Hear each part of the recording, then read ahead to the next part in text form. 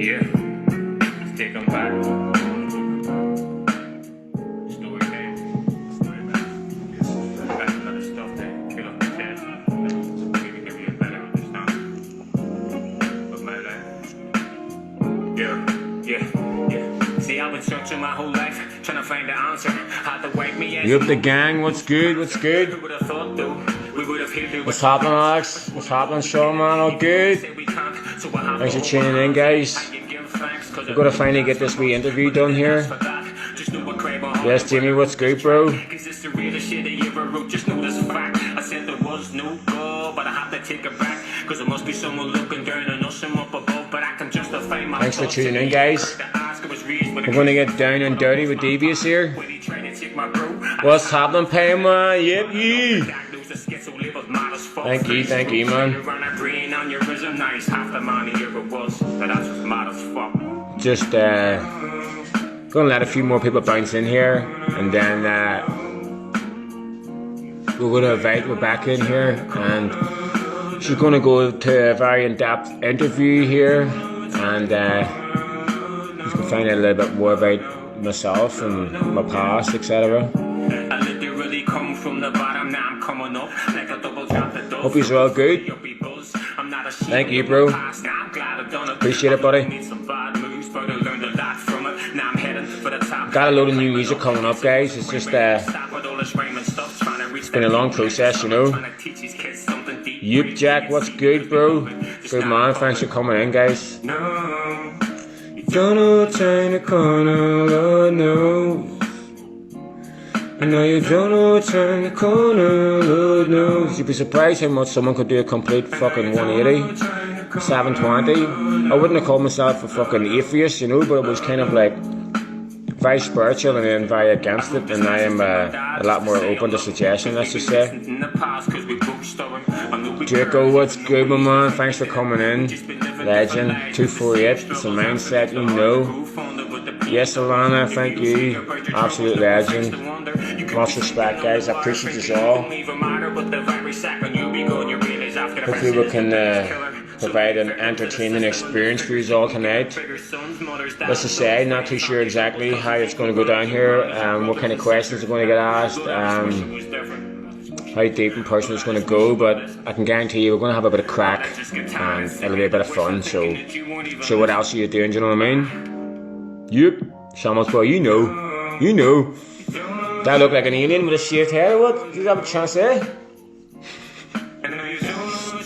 I hope he's all good and having a wee swallow, having a wee puff, feeling good.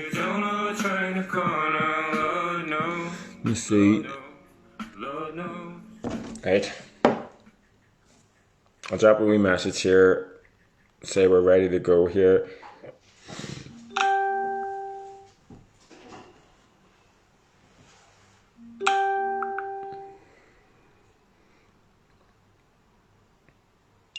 Talk about inception. Just took a photo of myself, looking at myself, taking a photo of myself. I was taking a photo at the same time. And you were as well. Mad inception. Coley B, what's happening, bro? Shout out to Coley B, representing Lurgan Town, my man. Much respect, guys. Thanks for tuning in. I hope you're all fucking devious as fuck. You know what time it is? Just play a few wee tunes in the background here. Turn the volume down a little bit, just, you know. Devious is in the house. You die. Yeah. I said I seen her in the club and I was on a rock. I took a couple shots and a sip in a book. I'm trying to build up the nerve to walk straight up. A little bit of Dutch curse. Not feeling the buzz, it's like love at first sight. I think I'm in love, better slow down and drink. You should be thinking I'm drunk. You see I'm gonna play cool, cause I don't wanna act a fool. Yeah, I said I treat you nice, I give you what you like, the end of the night, girl. Yes, Donny Day, what's good, bro? I'm talking about my big fucking clock, mate. There's some yoke, like. You gotta watch yourself when this thing's around, you know what I mean? Thanks for tuning in, guys. All these, and much respect. Like, I appreciate it. Like, as I said, so what the fuck else he's doing? He's not going to be out in your fucking town, fucking shaking your disco legs now, you know. So you may as well come and kick it with me. Yeah, I said you're perfect, perfect. Maybe we can make it worth it. She's a perfect girl, like 10 out of 10.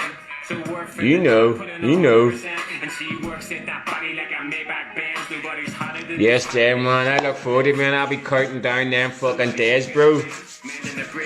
Yes, Claire, what's happening? Do you recognize that clock? Trust me to make sure you can get 4 and, you know what I mean? Is it 420 in that somewhere? Turn that fucking arm right now, mate. You never get bored, it feels so right. Living you. Curtis, what's good, bro?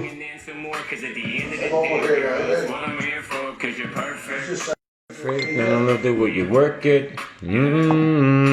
Perfect. Perfect, maybe we can make it worth it. You're perfect, perfect.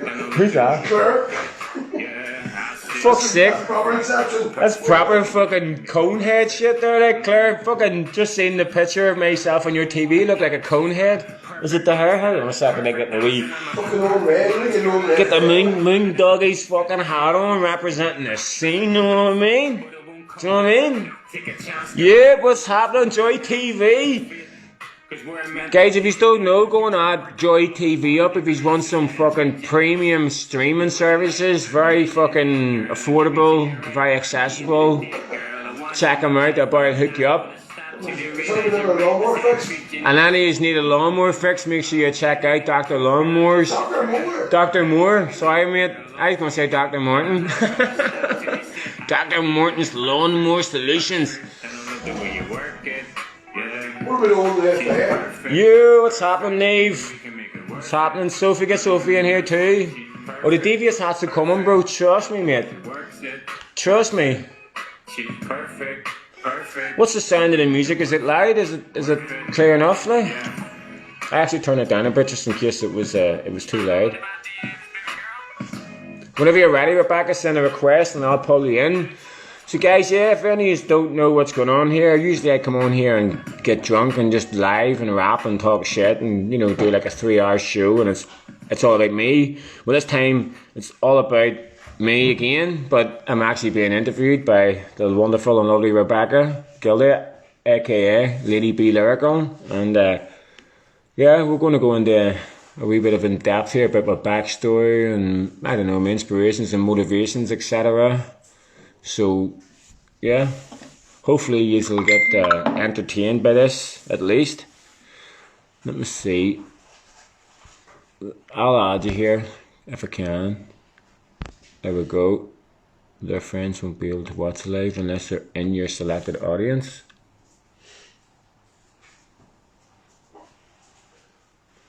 That's okay. No answer from live video guest.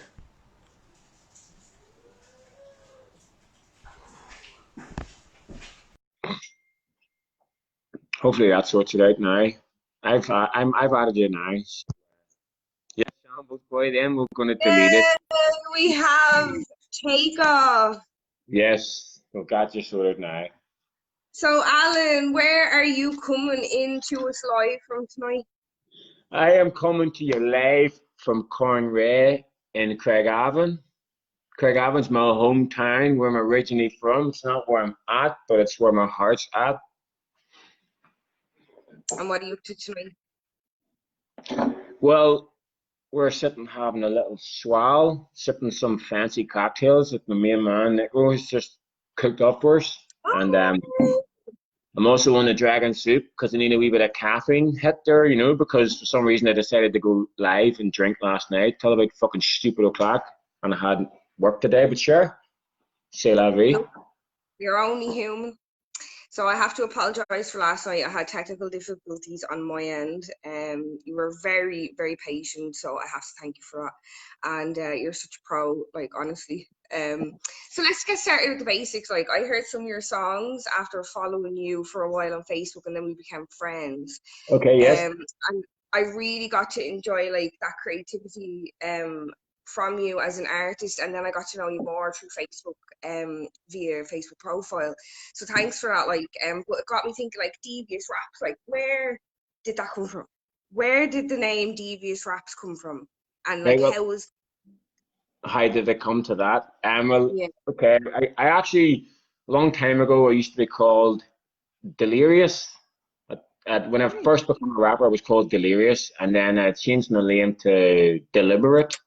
And I must have like I love the day, fuck's sake, Nick. I don't know why, but Hey, the next name I went for, artist only. don't put words in my mouth, right? But the next name I went for was Devious, so I become known as Devious, and over time I started to realize there was other Devious out there, so I couldn't just be called Devious, so I created a new Snapchat and I named it Devious Raps because it was like Devious Raps on Snap. It has a ring to it. So then I actually just went and changed everything else to Devious Raps. Also because, because like, I am a little bit devious. I'm a nice guy, I'm a gentleman, but I've got a dark streak like we all do. I'm not afraid to admit it. So, I suppose the shoe fits, if you know what I mean. Right, like, that's really interesting. Like, and like, as you know, nowadays it's very commonplace for artists and rappers to like genuinely go for their actual name, or they will like use like a middle name that they've been given to them Yeah, by like their like a play on your own name and switching the letters around, etc. I wanted to just choose a name that sort of suited me as a person, like because I had been a bit delirious, I thought about deviant, you know what I mean? Because I was just being straight up. This is what it suited me, and I went for devious because I had never heard of anyone else called devious, and at the time, like whenever it was 2007, 2008, when I first came with the name, I felt like it was very prominent, and I felt like that's the name I'm going to go for. It's only been this year, 2020, that I added raps to it, devious raps, because I felt like that's got a ring to it. And like, how do you separate yourself from your creator? So like, we have Alan the man who like works his job and comes home and has his family life, but then we also have Devious the creator. So how do you separate those two parts of your personality? Do you find it hard? Is it easy? No, well, I don't find it hard at all, obviously, because like there's a lot of like people that I've met in the music scene that call me devious, because they meet me as devious as the artist, and then you've got people that know me my whole life. I'm Alan, I'm Alan that does the rapping, you know what I mean? So it's like it's easy to separate myself from that because it's based on who I'm talking to as to how I'm going to be. But at the same time, I'm kind of like I'd be a bit humble, I wouldn't be like, my name's Alan, I'm a rapper, straight away. I'm just me until you maybe get an insight that I actually do a bit of rapping, and then I'll indulge a little bit more. So yeah, I don't find it hard to separate myself. I'm like schizophrenic. I'm both people at once. And do you find like the public um look at you as more so Devious the creator than Alan the man, and how do you deal with that? Uh, I don't really read into it too much, if you know what I mean. I don't look at myself as Devious the creator. I am just on the man, you know what I mean. And I'm like Devious is my artist name, but because I'm not doing it full time, it is kind of like it's like a hobby. I'm very passionate about it. It's the most passionate hobby that I have. It's the only hobby I have, so it's not on the forefront of my mantle, if you know what I mean. So like I said, that's why I don't sort of come out with it like that. I even sometimes I introduce myself when I'm going to gigs as Alan, aka Devious, whereas I notice a lot of artists introduce themselves as their artist name. So yeah. So what age were you when you came up with Devious, and then what age were you when you added the raps? I think I was about 2007, 2008. So I was about, Jesus, you're gonna have me actually tell people my age here You online. don't have to now. That's if you want to keep it. We say, No, I'm that's only fine. playing. I'm only playing. Devious Raps literally came about when You I look created. great anyway. Just Thank getting you, that out. thank you, thank you. I created Devious Raps in April this year. During the pandemic, I had to close my shop and I didn't know what else to do. So I created a new Snapchat, called it Devious Raps, and just started rapping every day for a fucking month, and sort of created a little bit of a new following there because I've moved to a new town. and I thought, like, I'm gonna tap into this here. And then because I had created Devious Raps on the Snap, and it was like Devious Music on Facebook, and it was Devious M1P here, it was just like, it was all mishmash. So I felt like I needed to really bring it all together and have one universal name for all platforms. So that's where I just goes, you know what, Devious Raps is on Snap. It's kind of like my favorite sort of, social media app. So what I done was went and changed everything else to match the Snapchat app, So that's what came about. Makes it easier for people to find you then. Exactly. It means if you just go to Google and type in Devious Raps, it's going to give you, a bit of a selection to my platforms, as opposed to just typing in Devious and it's going to bring up a lot of different things, if you know what I mean. So you were saying there that you're in a new town. So tell me more. Like, I'm really interested. Like, where did you grow up? I grew up in Craigavon, so I did, which is basically where I'm at now. I grew up about 2 miles from here, we on a wee estate called Rafferty Court, shared all the Rafferty Massive, and I lived there for a great part of my childhood and my teenage years. And then when we were about 17, 18, I was still living with parents, obviously, so they moved out of there to like close to Portadown. How did where you grew up influence you as an artist?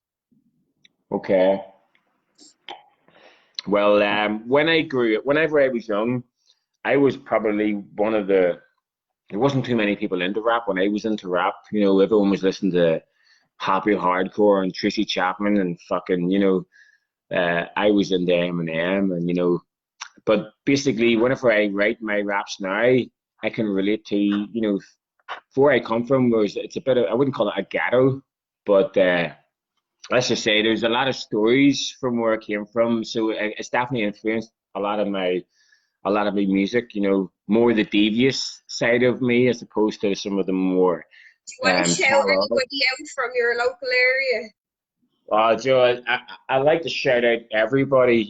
I don't want to just start name dropping people because I don't want to leave anybody out. But I'll take a moment now to shout out everybody that's been supporting me from the start. Anybody that's ever messaged me, just talking about any music that's touched them or affected them, in any way. Like, that's the driving force behind me continuing on and making more music, because like that's only payment as an artist. There's no money in it for me. I put time into this just to express myself, and when people actually show love and respect for that, that's everything for me. So I want to just thank everybody from the bottom of my heart for showing support. Anyone that's messaged me or shared my music or followed me in any platforms, big respect for you all. Yeah. So your area, so that like it was kind of like, as you say, a ghetto. We all have those ghetto areas yeah. where you live.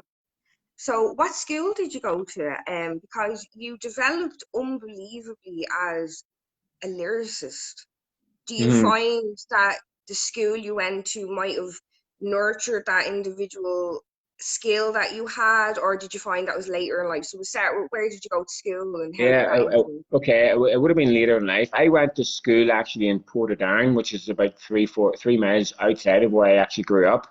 I was a Protestant boy living in a Catholic community as a child, so I always kind of felt like I was a bit of an outsider, in the area I was in. I was okay. I was just Stalin all the time until it came around to July time. Then I was another guy altogether. Like, to some people I wouldn't be the enemy, but I was a target, if you know what I mean. So not that I was like victimized and bullied and things like that, but I was affected by not being the same as everyone else from there. You say that school was easy for you then? No, I didn't. I wouldn't say it was easy for me because I went to school in a different town. None of my brothers went to that school. None of my friends went to that school. So I went to that school all alone as well. So effectively, yeah, that would have affected me as well. It kind of like, I felt very small and distant in that little school, like we all do when you go to school. It's new to us all. So I actually didn't start writing anything until well after school, if you know what I mean. And it was when I was in that school, though, that a guy handed me a Eminem CD and says, check this out, you know, you need to hear this. And I took it home and listened to it, and that was me. I was hooked from that there, you know what I mean? I'll ever have So he's that, been you could say the inspired. school But taught me the why artists since I don't know when. interest. Um, like so because you're like a creative individual, you would have seen life differently growing up as a kid and as a preteen. Like, and did you find that that impacted you in any way? Were you ever like bullied, like you said there a minute ago, that you felt like you were outcast, you were kind of alone? Did you feel like that maybe experienced any bullying or anything, and that helped you push harder towards your goals? Um, well, to me, the music, I never tried to get anything out of it. You know what I mean? And yeah, I was bullied in school, but it was more like I think everyone gets a little bit bullied in school. You know, based on if you wear cheap shoes or if you're the shortest in the class or just for whatever reason. You know, like Kids everyone. are just so cruel, aren't they? School, yeah, school is such a dangerous place for a child that doesn't have a bit of gumption or backbone, to stand up for yourself. So I think everyone's been a victim of bullying at some stage in school. It didn't really. This I don't think the school. Well, maybe like now that school didn't influence any of my artistry in a way because I didn't really know what I wanted to be. In school it was just sort of like everyone else, just trying to figure things out. Yeah. And school is a difficult time for most of us, especially secondary school. Like, and I think that period of transition from kid to preteen is just like rough for everyone. Now, school Mhm. can be great for some people and a nightmare for others because of bullying, like, and it's Yeah, a big problem.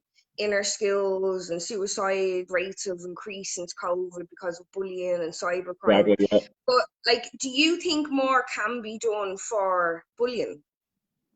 Oh, of course it can. But the problem is, obviously, in today's society, with the likes of social media, it's so hard to even, to to single out the bullies, from the bullied. You know what I mean? With regards to you've got so many fake accounts now. There's so much different types of bullying and stuff like that there. Whereas when I was in school, bullying was someone in your face saying something to you. You know what I mean? Or three or four people, surrounding you. That was bullying. Whereas now you can have fucking tens and hundred people, messaging you and tagging you and making like there's memes and stuff like that. To me now, the bullying is at the next level right now. So I feel sorry for a lot of younger generation I, now being I victims of bullying. I'll share an experience with you, and then I'd like if you could share one with me of being bullied, like you were saying about memes there or memes. I say it wrong all the time, but there was actually a meme of myself made in the gutter like it, and then it has my head popping out, and it says, "Kids, I've raps down here." So I get it. It's out there. You Yeah. have to find a way to like laugh at yourself because if you don't, you'll take it to heart, and then it just kind of puts a stop in your pattern and your progress. So you just kind of have to overlook that. So what experiences like that one stuck with me? So what experiences like stuck with you in school? Let's say, like, did you ever have a pivotal moment when you were growing up that like kind of said, right, Yeah, well, growing up for me, the thing that I felt like it was like school's a popularity contest. Do you know what I mean? So, like in first year in school, I didn't have a pair of cat boots. I didn't have kicker shoes. You know what I mean? So that was a big thing.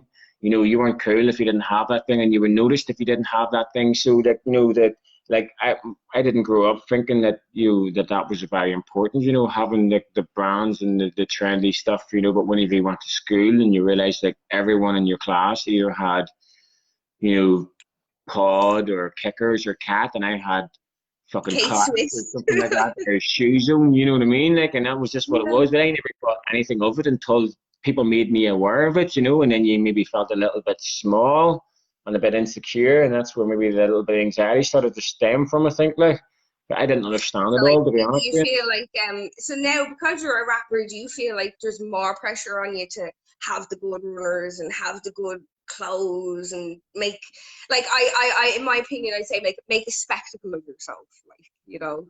Yeah, I think I've got mixed emotions about it. I mean, like, I've never really classed myself as being like I say kind of begrudge spending big money on designer clothes and things like that. You know what I mean? So it's like right now I'm wearing tracksuit bottoms that I bought from Asda, and I've no problem with that. I'm quite comfortable with that there. So it's like to me, it's never been about flexing, you know, the trends or the brands and stuff like that there. So, you know, I've always kind of like, as an artist, I think it's better to not wear chains and to not have gold and to not wear bling and all. Do you know what I mean? I think you can kind of make people want to or desire to have that whenever it's for a lot of people it's unattainable and unachievable. So, you know, that's not what I'm about, kind of thing. And I mean, everyone likes to look good and you like to flex sometimes, but I don't think you have to flex all the time because, you know, you're giving off like a false persona of yourself and what's expected as an artist. You know, I think, you know, you can just be yourself, you know, so I have no problems, you know, mismashing. And I wear, you know, a branded jumper with a non-branded trackies, and, you know, just I'll support It's all about Moondoggies and wear his hat as opposed to wearing North fucking Face or whatever, you know what I mean? You know, so, you know, so each like their own. what you're saying there kind of brings me to do you think flexing is making more artists and rappers and singers a target? Like, because there was a time there when Kim Kardashian was she was raided in Paris. They locked her in the room. They nearly killed Yes. her. Yeah. Now, a lot of people said, you know, that was her own fault. She was putting things on Instagram, flashy rings. You know, she was kind of boasting about her riches, and a lot of people at the time said, you know, she deserved that because there's people in the world who don't have that luxury. They don't have them riches.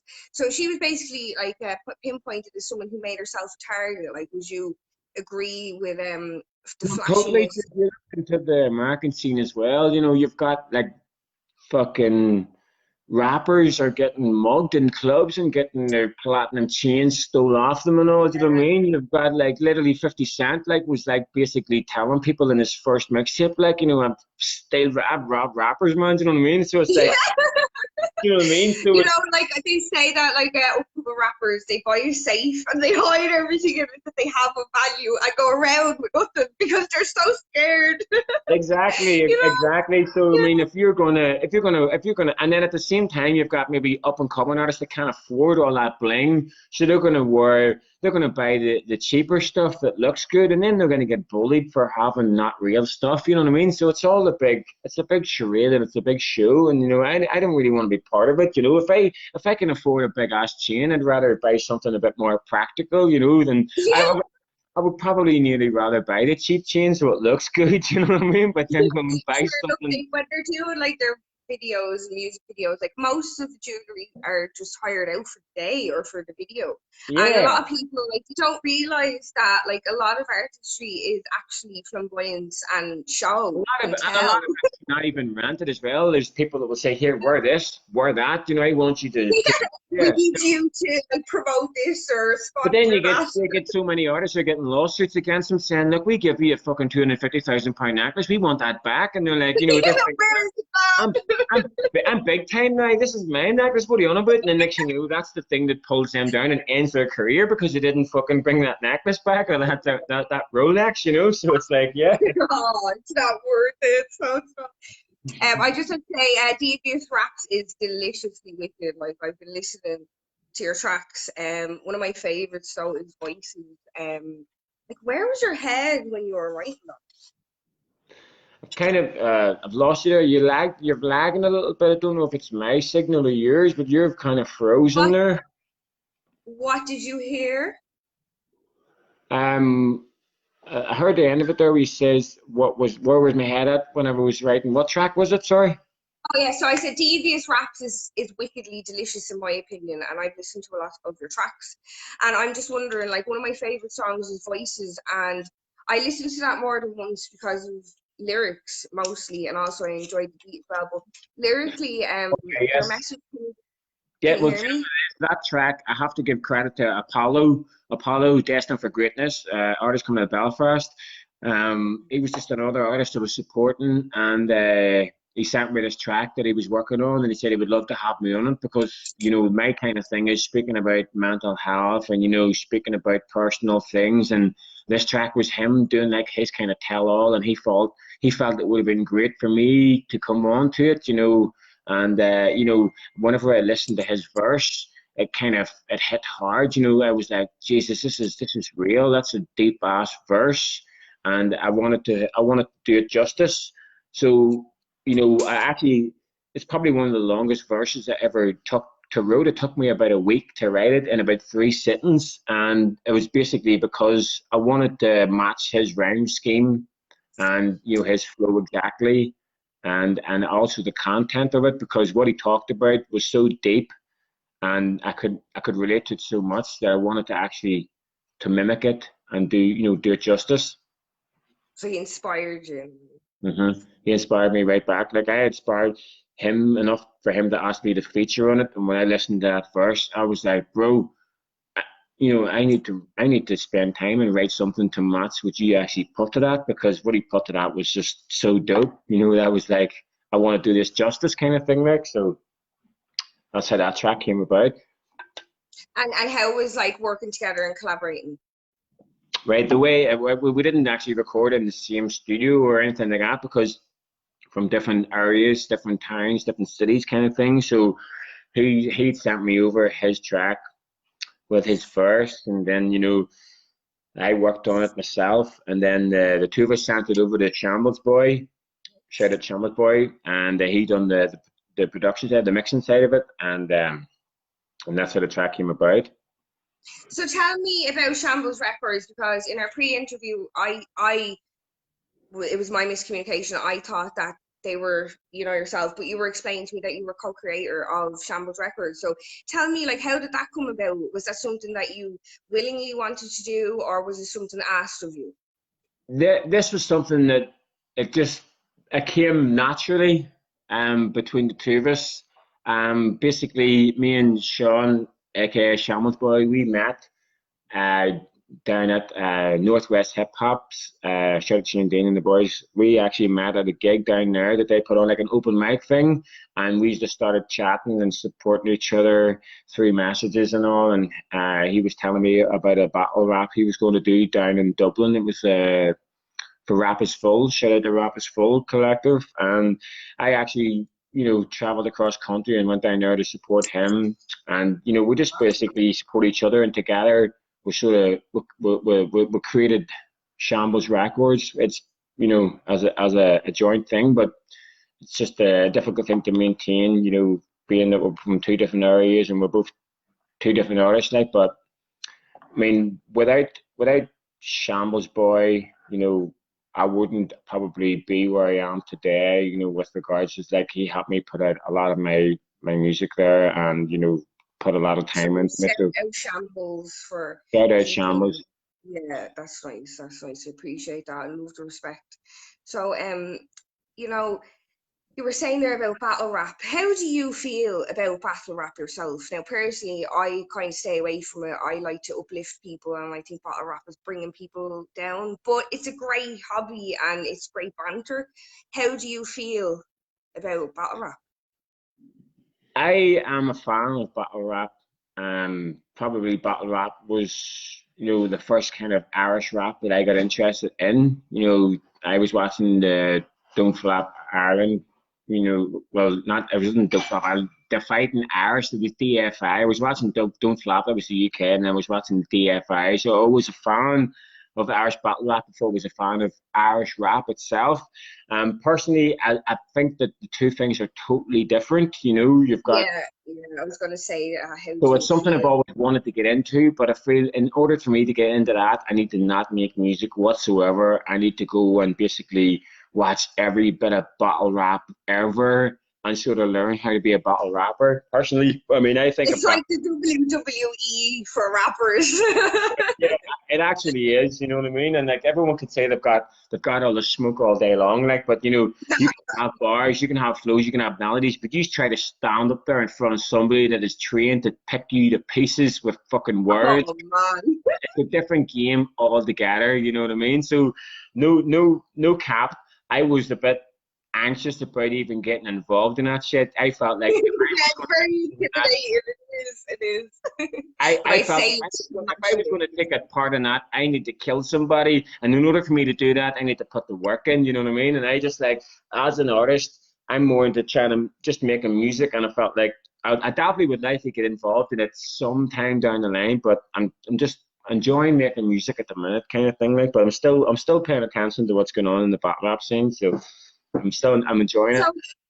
in your songs, voices, you express issues with your government. So, if you could change anything in the whole world, what would it be and why? Ooh,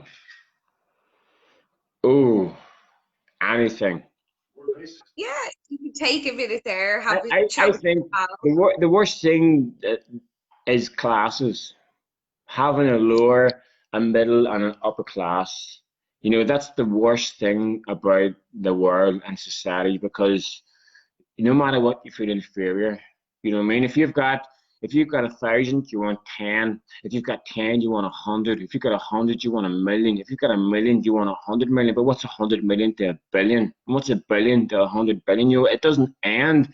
And I feel like that's what's ruining everything really because you've got people on You the kind of want to bring back equality to the world. Is that what you're I saying? would like to at least like increase the minimum wage by like double, you know what I mean? Like there shouldn't like nobody should ever struggle. You know, a single person should be able to buy a house on their own on a minimum wage. Do you know what I mean? But they can't. Absolutely. So to me, I would like to change that. I think everyone should have the right to be able to buy their own house and own their own car and have no pressure about it, and not have to have a great job to do it. I think you should be able to do that just with a standard little job, and you know, you should be able to live and not survive. Work 40 hours a week to be able to fucking support your family. Okay. Facts. So you were saying earlier that since COVID started, you changed your name from Devious to Devious Raps, yeah? Yeah. So how have you found that? Like, how has COVID impacted you as a person? Like, how has it interfered with your daily life? Well, being that I have my own business, I have to take COVID serious. Congratulations. Thank you. I mean, like I was affected bad from the first lockdown came. I had to close my shop, you know, for many reasons, and you know, Sorry to hear that. it happened, but I had to do it for so long. Like a lot of businesses did, you know what I mean? I'm very fortunate. I still have my business during, you know, the pandemic, because there's a lot of businesses that failed and suffered and felt the effects of it. So I've been very fortunate. Um, but effectively during that there, I closed my shop and I went and I already had a Snapchat, you know, and I went and created a new Snapchat during the time I was sitting in the house, and I actually went live on my Snapchat 7 days a week for a full month, and I literally grew it from nothing till about Respect for that four or five dedication. hundred people. And that's what it was. I was like, I'm in a new town, I'm in a new county, I'm gonna take advantage of this situation. So I just typed in devious raps and that was it. And I just started uploading freestyles and just me just constantly on Snapchat, just saying like, I'm the man, this is me, follow me. If you like me, tell your friends, support me, share this shit, blah blah blah. You know, so I kind of like I tapped into it, and rather than you know sit around and just play at a computer all day long, I thought I'm going to be productive and take advantage of the situation here. And how has COVID impacted you as an artist? Like, are you able to make more music? Is it getting in the way of getting to a studio? How do you record? Do you have the equipment at home? How? Um, well, I mean, yeah, it's definitely it's a fact that everyone is an artist, you know, because I as an artist, I'm humble enough, whereas like I will literally well, I mean, I have done them. I do gigs for free. You know what I mean? Because for me, I wanted to get stage presence. I wanted to get experience. I wanted to.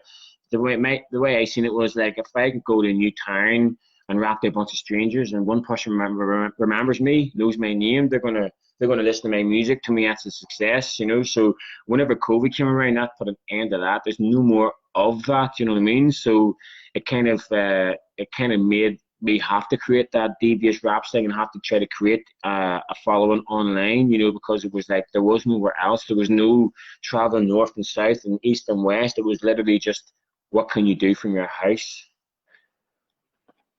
And now, like, you have faced hate and critics, and you quoted that to me because I remember we were chatting. But you've also inspired many fans, like, and you've paved the way for yourself to keep climbing this like rap tier. So, is there anything you'd like to say to anyone out there that's been bullied or might have suffered with bullying, or something you might want to say? Yes. Yeah, well basically the one thing I could say about bullies or the people being bullied is like it's not you that has the problem.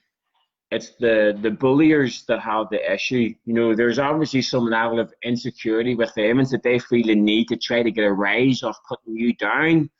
Um, you know, so that's why, like, I try to spread positivity through my music, through my messages, and basically, you know, be weird, you know, be different, be out there, be crazy. Have people say things about you. That's okay, because it's like when you were in school. Look at the most popular kids in school. Where are they now?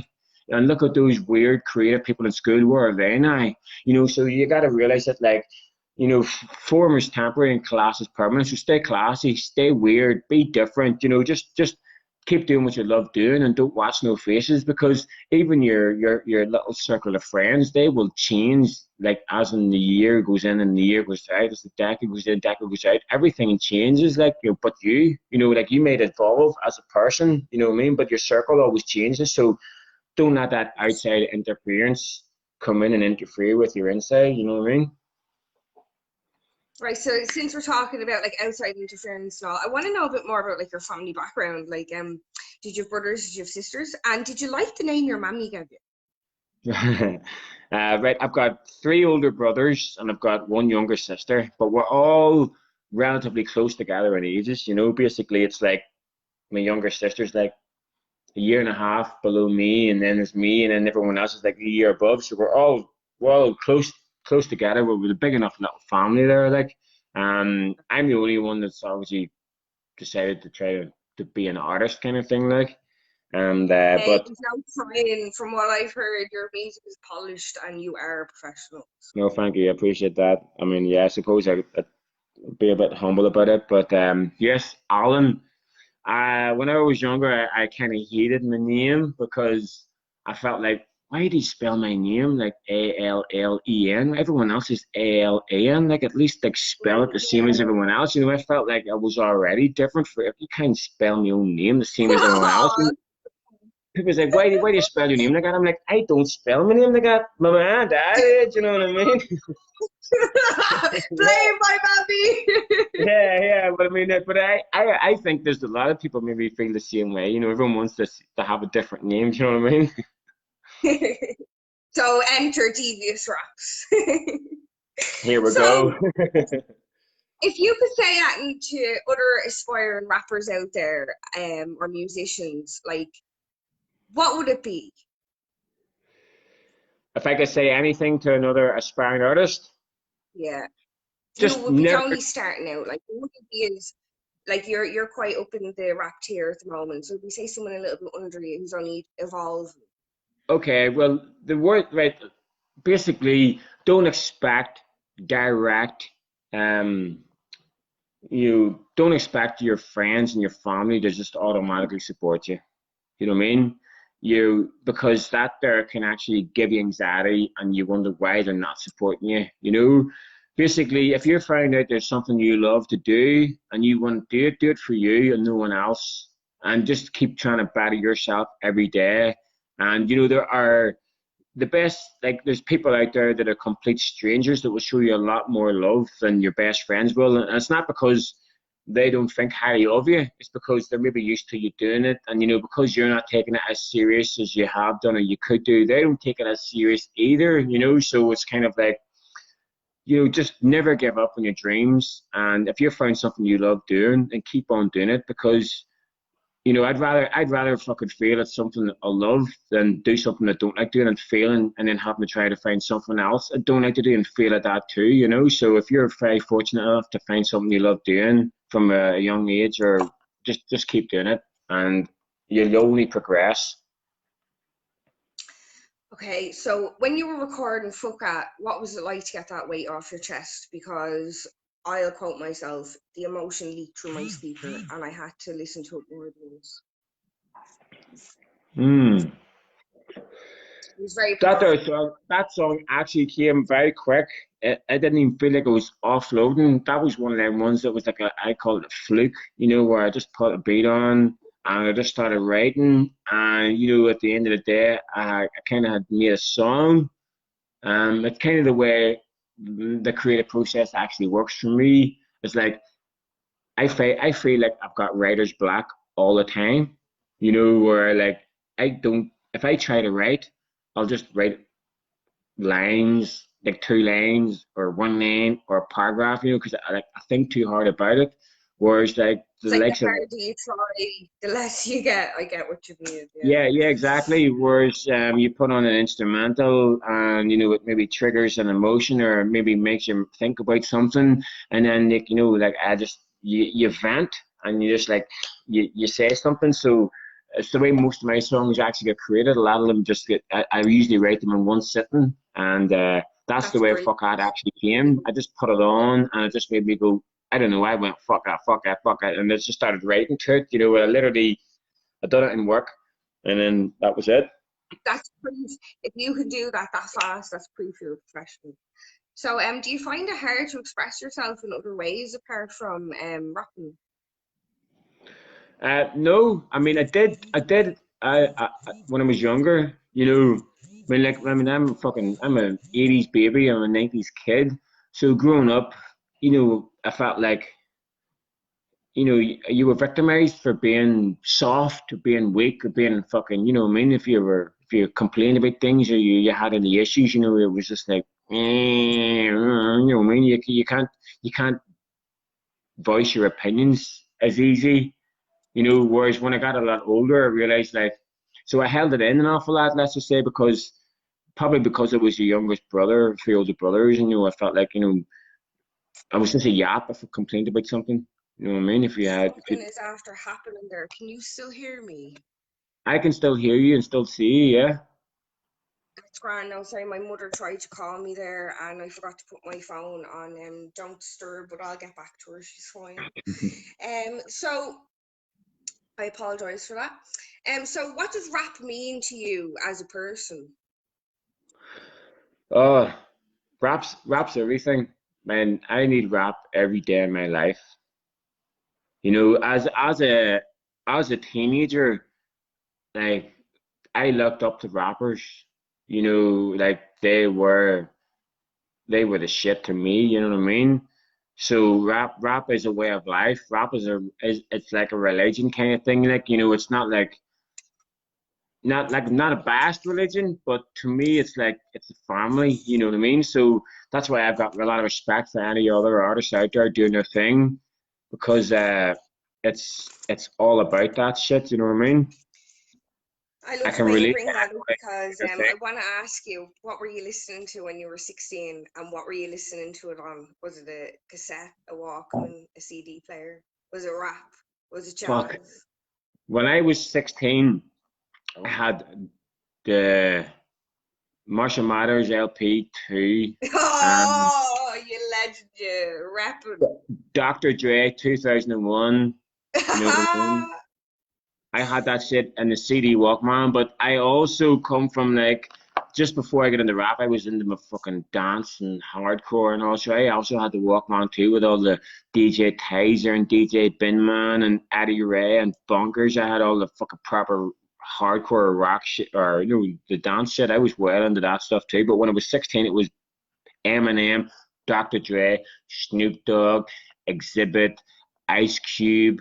You know, it was, and Wu Tang was in there too. You know, it was all Lovely. the I hope great. Cypress Hill as well was on that playlist. Cypress Hill came when I was about 20.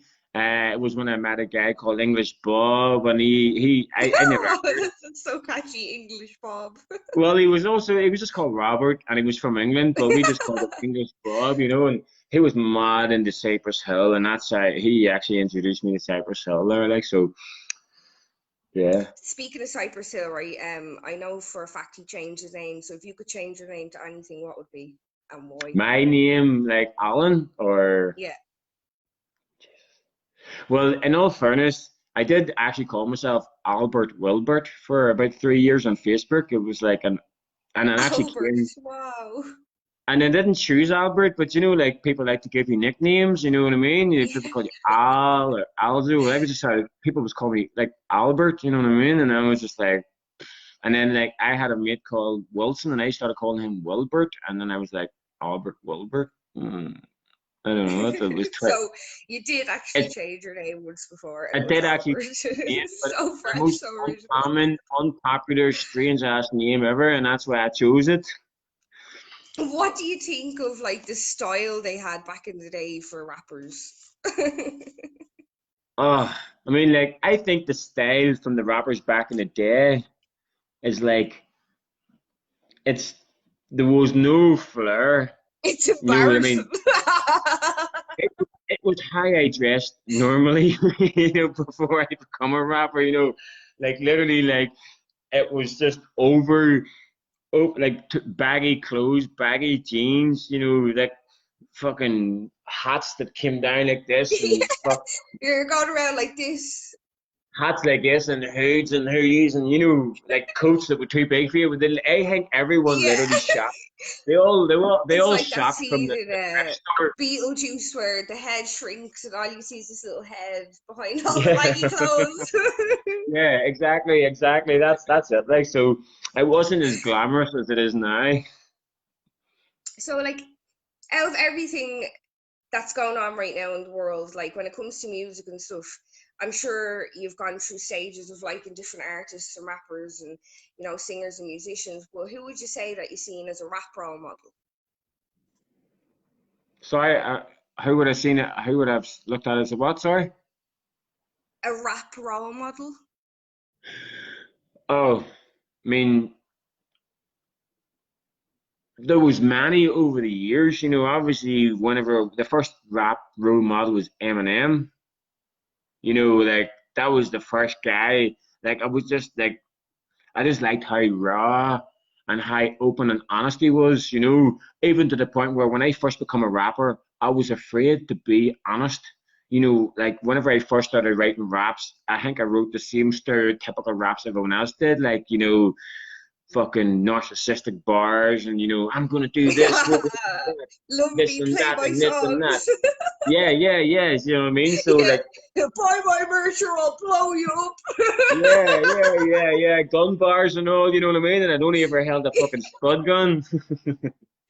Oh, stop! Like, so yeah, like we're after flying through so much there. How are you feeling so far? As being a rapper. No, like so far to this whole experience, how are you finding it? Oh yeah, I'm enjoying it. I'm enjoying the whole thing. It's all That's cool. it's a ride. You know what I mean? It's a wave. I feel like I'm just riding a wave here, and I don't think it's ever gonna stop. Because you were saying like that you suffer with anxiety in the past and it's something that you deal with ongoing, so I just want to make sure that you're comfortable and you're happy, and like, No, no, is there yeah, anything about anxiety that you use as a positive mechanism to fuel you? yes. I feel like, being anxious. I feel like the music gives me the opportunity to express myself more so than I could do having a conversation. Being an anxious person, you always think about what you shoulda, woulda, coulda said, and shoulda, woulda, coulda done afterwards. So it's like I've always never been able to express myself and say what I wanted to say at the time. Whereas as an artist, whenever I feel emotional or passionate about a subject, I feel like I can actually express myself, and because I'm only speaking to myself whenever I'm actually making the music. It's literally just me and a beat, and it makes me feel like something, and I start writing. And then whenever I get that out there, it's like such a release, like overwhelming almost. There's so many times I would literally, like, I would shed a tear when I get to actually say something, and it actually touches me, and I'm like, fuck, I done that to myself, kind of thing, like, but it's like Oh, that's what it does for me. I'm actually, it puts me out there, kind of thing, and that's a beautiful thing. and that right there shows you that if you can get that feeling, there's many other people listening to your lyrics and they're getting that feeling. So you're actually maybe a go-to for people now. If they're feeling sad or down, they might head over and listen to your music and it will uplift them, because what I have I found hope so, from yeah. all your songs, no matter what you're talking about, you're still very vibrant and uplifting and positive. So Oh, when the thank you. song ends, you're kind of like, yeah, fuck the world. Do you know what I mean? Like, No, so, yeah, I totally like, get I that. just, I And love that, it. Like, so I want to ask you about I'm Not Crazy. That okay. was intense. That was a whole Thank you. experience on its own. So, when you were writing I'm Not Crazy, like, what was your writing process like? Where did you chill out? Was there anywhere you would go and sit down and write bars, or was it something that was done fast like previous raps, or was it something you worked on for a longer period of time? No, that was another one that I literally just sort of, I could tell you exactly how that song came about.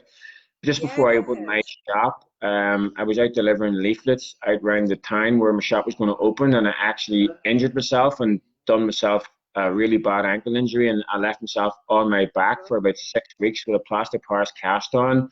And after about 4 or 5 weeks of being depressed and feeling sorry for myself, I started. That was whenever Triple X actually got shot, at Triple X Temptation, and I never knew who he was as an artist until I heard about him getting murdered, and I went and listened to his album, and it was this one song that I'd listened to that I do know what, I listened to his album, and his albums are actually designed to make you feel sad. You know, they're designed to bring out the sadness in you, and whatever had happened, I Yeah, listened to yeah, that album, and yeah, I get you. it channeled some emotions inside me, and I ended up writing lost thoughts. And then because I was able to tap into my emotions, I then went in and just started writing about stuff I had bottled up, like 4 or 5 years previous. And so I was able to I spoke about things that I hadn't been able to say and hadn't been able to talk about. And I was able to I just started writing that song. And that's literally how it came about. I didn't spend too much time writing it.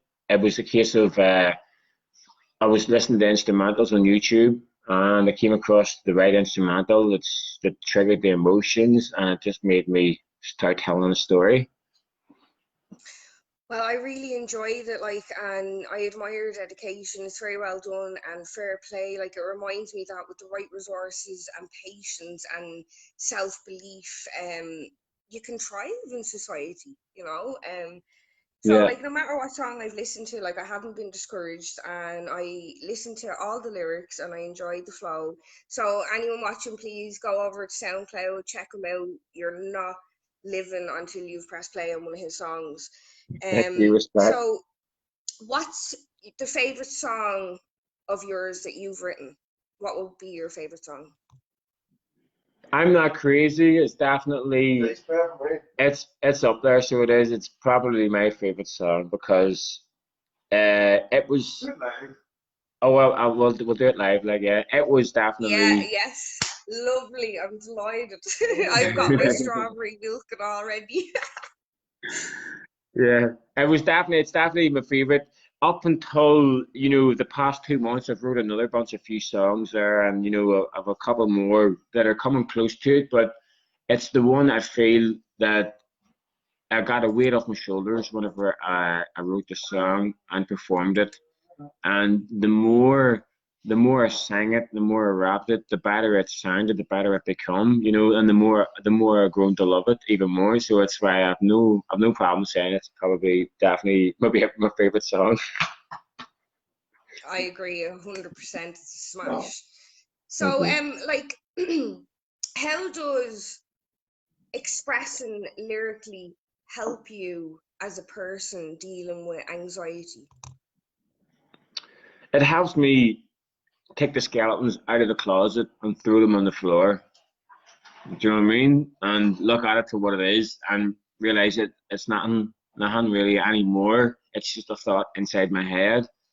So being able to put it into song and being able to just put it out there, it's like a weight off the shoulders. And then the fact that I can actually share my experience with other people, and then they can listen to that and they can relate to it, and they can take something from it. It's just constant. It's never ending. If you know what I mean. It constantly helps me grow, and hopefully helps other people grow too. So yeah, Definitely. definitely. Like sharing your experiences musically helps other people who can't express themselves, so they stick on a song and they're like, that's how I feel today. I'm gonna whack myself out to this song and dance around the sitting room. Exactly, exactly. And like whenever I was writing that song, I mean, I was referring to my own experiences, and it was a couple of friends of mine that was going through similar experiences, you know. So, I mean, I was able to tap into, I consider myself a bit of an empathetic person to the point where I mean, I could feel other people's pain. So I kind of like, it wasn't 100% my story. It was about 60, 75% my story and 25%, you know, some of my friends' experiences that I was able to feel, and just, you know, it kind of made me go, you know, Well, start it's writing it great, out like there. how Like. you could capture their experiences and then put them to a page and then express them. Like that's really it's inspiring, you know, because there's a lot of people out there who can't do that. So fair play to you. Yeah, I know, no, I totally feel that. Like, Um, your music is an example of skill, and your understanding of tone and delivery is like on point in every beat. Like your message is always clean and it's clear and crisp no matter what I've listened to. So well, thank you. I'm just wondering now, if you weren't a rapper, what would you be? Well, I mean, see, whenever I was 16, 17, I told everyone I was going to be a rapper when I grew up. Do you know what I mean? I remember And they we were talked like, about this. This was really interesting. they're like, yeah, dead on. You're going to be a rapper. You're going to be next time Eminem, are you? You know, like back then, it was like there was no rappers from Ireland, Northern Ireland. You know, there was the UK grime scene hadn't even kicked off. You know, like unless you were really tapped in and tuned in, you would have maybe knew who Roots Maneuver was, or you know, some of the classics. But like, there was nobody rapping. So for me to be so passionate about it, I kind of felt like I was living in like some sort of a fucking facade like I was trying to kid myself that I was going to be a rapper. You know, I felt like because I could actually mimic Eminem to the fucking ladder that I'm going to do this shit. But you know, I hadn't even wrote my first rap yet. You know, so I realized how possibly potentially delusional it could have possibly been at the time.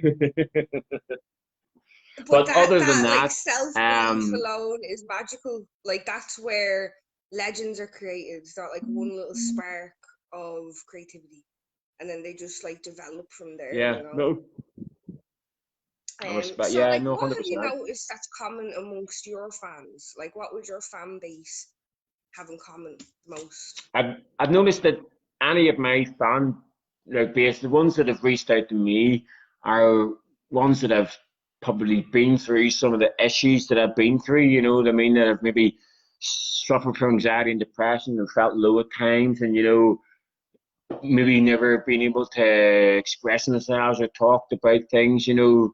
I think it all stems from possibly like the area you come from and the area you grew up in. You know, I find that like when I was young, like you know, you couldn't express yourself and you couldn't really talk about your problems so much. So whenever I was able to do it and put it into music, you know, I find that any one of my fans that really reached out and you know messaged me, that was genuinely people that like listened to a song and were like, mate, you know, fuck me, that shit really moved me, and I know how you felt there. That was me kind of thing, you know. So I feel like my fan base would definitely be people that are similar to me in a sense where they're very emotional beings and maybe a little bit introverted, but you know, they probably have possibly come from being a positive and forward fucking, you know, kind of person and they maybe felt a bit, you know, safeguarded or you know backed into a corner to the point where they couldn't really be themselves and it kind of maybe I'm hoping that maybe like I would took maybe one of my songs to maybe make them realize that you can be down and get back up again and keep on going and you know it's not the end whenever you think it's the end, you know, it's just the end of a chapter. There's another chapter after that one and you can keep on going. So yeah, I kind of feel that And well would you say like that rap has given men a pathway to express themselves more now? Like, because like you know, in the 80s and 90s, men weren't really allowed to express themselves. It was very unmanly to express themselves. So, do you think that rap has paved the way for men to talk about their emotions more and highlight certain issues? Most definitely. I think that obviously rap, it's gangster rap. A lot of people think rap's all male bravado and it's all like rap, rap, rap, rap, rap. It's all. But over the years, you've got conscious rap, you've got real rap, you've got hip hop, R&B rap. So obviously like the R&B sector was where that's where the soft rappers would have went to. When you want to express your feelings. You know what I mean? You got labeled as an R. Kelly, or you know what I mean? It was like, rappers Neo, weren't huh? rappers I'm weren't. so sick of love Yeah, songs. this is what I'm saying. Like, so yeah, there's definitely the rappers are meant to be hard and tough and butch and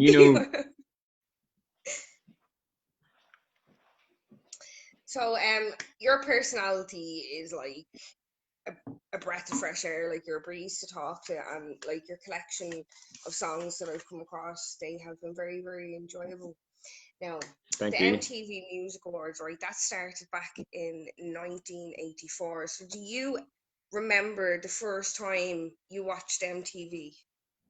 Yeah, I definitely do. We I remember getting Sky in, the satellite Back in the TV day, man. If back you in the Sky, day. you were the elite. Like, Oh everybody come yeah. to your house. We had MTV, we had VH1, What? You could even listen to MTV and it had the fucking pure static screen. You didn't even have to see it, you could still listen, you know what I mean? So Oh, stop! Like, I so, I do actually you remember the first I music video you possibly heard watched? of MTV before I seen it, if you know what I mean. Like I don't think we had the full subscription at the start. Everybody Yeah. loved it, I swear. So, do you remember the first music video that you ever watched? And who was it? Whew, the first music video I ever watched. I actually think it might have been like Wu-Tang Clan. I think they would have been, I can't remember. I can't actually recall the very first thing I would have seen on like. I would have recalled probably the first show I seen on MTV as opposed to the first video. I Yeah, remember I was a big fan of Cribs. Cribs was my shit. You know what I mean? I have to I love jump in watching then. Cribs. So, Pimp My Ride or Cribs? Right, I love Pimp My Ride, right? Because Exhibit was on that shit, and it was fun. But I'm not a motorhead. I wasn't big into cars and shit. I was big into the fucking hip hop artistry shit, and I like to see the gaps they had. You know what I mean? So it was Yeah. like I will coming from a little council estate, you know what I mean? So like seeing these mansions, that was me. Like I was very intrigued by that there, more so than Pimp My Ride. Like I didn't, that didn't appeal to me at all. I'm still not a car head. I drive a Fiesta. I don't give a shit about cars. Like So, like, if I rolled up now with MTV and I went boom, boom, boom, boom, and we came in and we raided your house, what would we find in your fridge? in my fridge, okay, you'll find some coconut milk. you you find Why some are you fresh. laughing? You find some fresh tomatoes. Yeah, there will be some cheese in there, even though I shouldn't have it because I'm lactose intolerant, but I can't help it. I fucking love my cheese. No way, that's like me. If I was told I was diabetic in the morning, you'd find me cold with a bar of chocolate in the bathroom. Honestly, I've got omeprazole, lansoprazole, and the summer. I've got all the stomach tablets, like, but I still can't get away from cheese, man. It's like a drug. It's addictive. Like, they have actually made a discovery cheese is addictive. So, I no think they wonder put the those same mice are chemicals going in mad. cheese that they have in cigarette tobacco. The motherfuckers know what they're doing. I'm addicted to that shit for sure. What three things would we find on your work desk? For sure, you're gonna find at least three of these bad boys. An electronic cigarette, Up the vapes. yes, and a laptop because my laptop is always there and there's usually music playing for it. And then my phone as well because I'm always on social media. Even when I should be working, I'm kind of always kind of just like trying to promote myself or just, like I'm just always, That's I can't, it, I'm, yeah, represent. I'm addicted to social media too. So yeah, you'll have a laptop, you'll have a phone, and you'll have a vape. and various other things, you know, but well, it's mainly clutter and, you know, crap.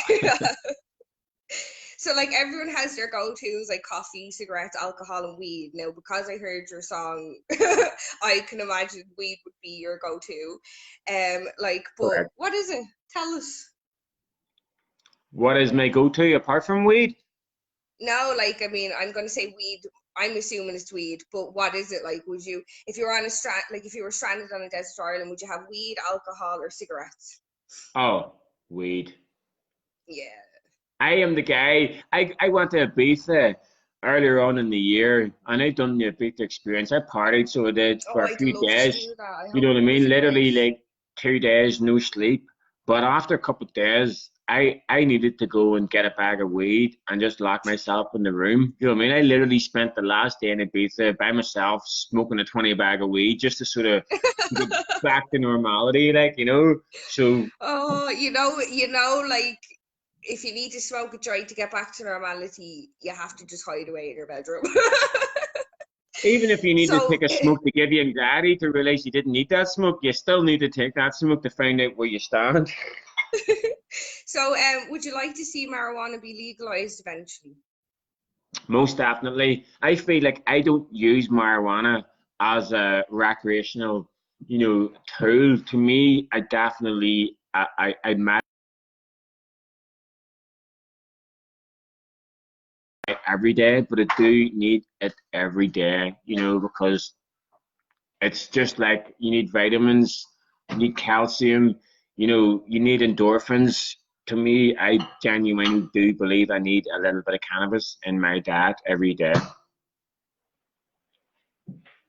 So, like, you smoke it not for recreation. What did you say? It broke up on me. And that it's not just for fun and pleasure, it's genuinely to Yeah. feel good, you know, to feel sane, to be able to relax, to be able to sleep, you know, to block out some of the anxieties. You know, I can be full of anxiety after a stressful day, and I can go home and I'll take a smoke and I can take a deep breath and relax.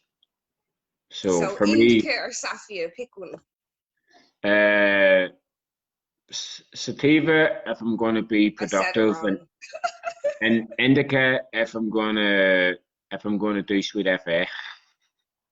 So, since we're on trees, what would you like to find under your Christmas tree this Christmas?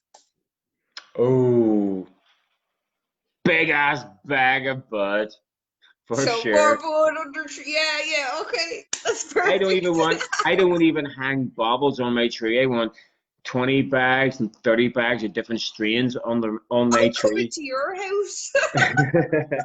I mean, I don't know That who's gonna sounds like buy a them for me. Christmas Like, tree. A proper one. I don't know who's gonna buy them for me. Like, I think I might need to put a tree up first. Oh, stop.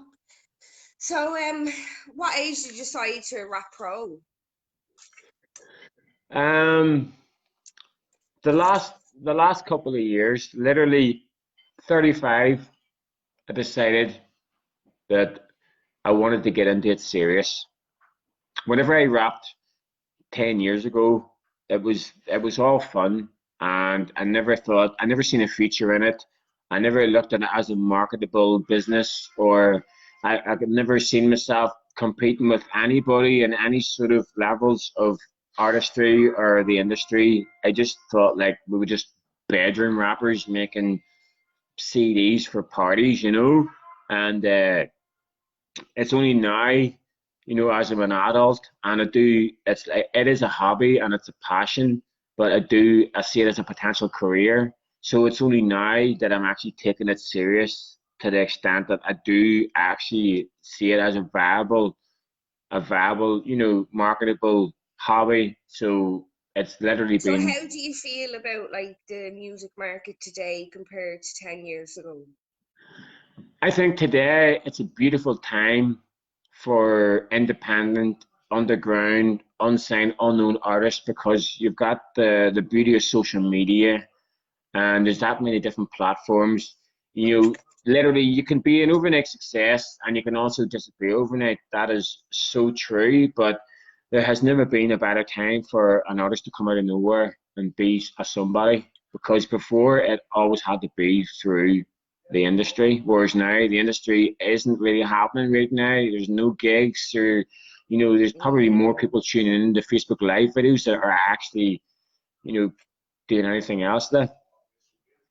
So, like, what bothers you about the music industry now? What can you see that's changed that you don't like? Well, I don't know if there's anything changed that I don't like, but I know what bothers me about the music industry in Ireland. I feel like it's being shadowed. I feel like there's so many creative people that have so much potential in this country, but because there hasn't been any investment into it, even the fact that like a lot of people have to go overseas to go to university to even pursue their England. careers, it just validates the fact that there isn't anything here. And some of the biggest poets of history are coming from this little island. I know. And the fact that it's being overlooked and overshadowed, I think that's the biggest problem for the industry here. And at the same time, unless you're coming straight out of college or university and you have some sort of sense of direction, there are so many people out there that are so talented that don't know what to do with it. And, it can get lost in the wind. I think that's It's the sad, biggest like issue. not enough. Like down where I am now, I don't know what it's like up your end, but down where I am, like they're not even investing in the arts anymore. Yeah, I mean, like it's the same. Obviously, I don't know what kind of investment anyone was getting from the arts because I don't know too much about it. Like I said, it's only been the last couple of years I've actually pursued it, a bit more serious. But what I've actually tried to do was just try to build up my catalog of songs and tracks and try to get a couple of projects together so then I can actually try Nice to pursue it. catalog, keep going. Yeah, so thank you very much. So basically, I'm only starting to get a better understanding of it now, and I'm only trying to figure it out. But because I've never really looked at it as a potential career, it was a fun hobby for me. But now I'm kind of thinking like, how do I take this to the next level? So that's what I've always been looking for. I've always been trying to find out how, where, who, what do I have to do, to get somewhere, because I feel like because I'm coming from, uneducated, I don't have the further education, and there wasn't any sort of direction there. It was just me just trying to make songs. I feel like there isn't a lot of opportunity there for artists in the country at the minute, unless you're coming out of school or college, if you know what I mean. Exactly, that's very true. A lot of we say like Ed Sheeran there and Adele, they went through art school, and that helped them build their This is careers because they exactly, got investment from their schools and things like yeah. that. So, as an independent artist, it is very difficult. So, I want to ask you: would you sign with a label or would you stay independent? Personally, I mean, it's a lot of people's dream to sign to a label, but to me, to sign to a label, you give away your own creative rights, and to me, I think being independent, I get to stick to my guns and do what I want to do as an artist. And because right now it's not paying the bills, and because I'm not relying on it to pay the bills, I feel that I have every right to just do my own thing. I'm not about to sell out and have anyone tell me what I can and can't do. Being, you know, a strong-minded individual, I kind of can't be told what to do. So I can't. There's no way. I can take constructive criticism to an extent, but I can't have anyone tell me to change my music. Because it's like, how can you tell me what I'm thinking? So this is what my music is. It's my thoughts on a fucking track. So I mean, I don't think. I think the labels are out there trying to make money off you. So it depends what you really want out of life. I don't want to be changed. I would rather make a That's a lot very of honest answer. I'd rather make a bunch of music and change people's lives than have somebody change me and me regret that. You know, I already regret not pursuing artistry, a decade ago. So I wouldn't want to have any more regrets, if you know what I mean. That's fair enough. Like that was a very deep answer. Like I appreciate you opening up and sharing that with me. Thank you, thank you. Can I actually just stop for like 60 seconds till I run to the toilet? If you don't mind. Take over. Take your time. So if Exactly. anybody's tuning in, we're taking a minute break. So if you have any questions yourselves that you want to ask Alan, please pop them in the comments below and we will get to them before we wrap up this interview. I hope you have enjoyed tuning in with us so far. It's been a pleasure. Hello. My sister is watching the live stream and she's asked me to do the fucking the stir thing.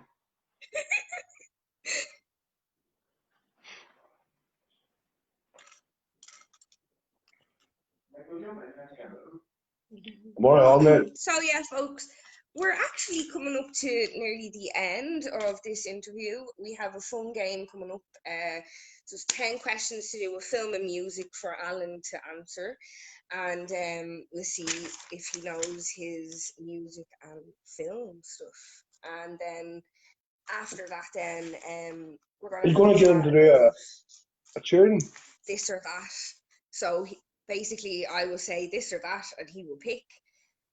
Just another fun way to get to know him a bit better. We're going to be talking about his celebrity crush, who he fancies. Then we're just going to chat real fast about his first love, his first kiss, and then I have a few more fun things to throw in, and then we will leave it with him wrapping us out. Stuff.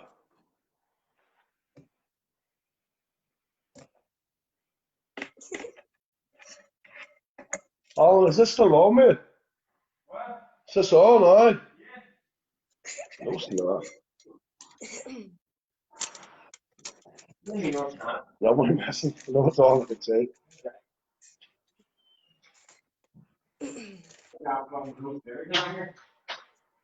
Should I, when Alan's going, if his rap night not crazy, should I get the kids up?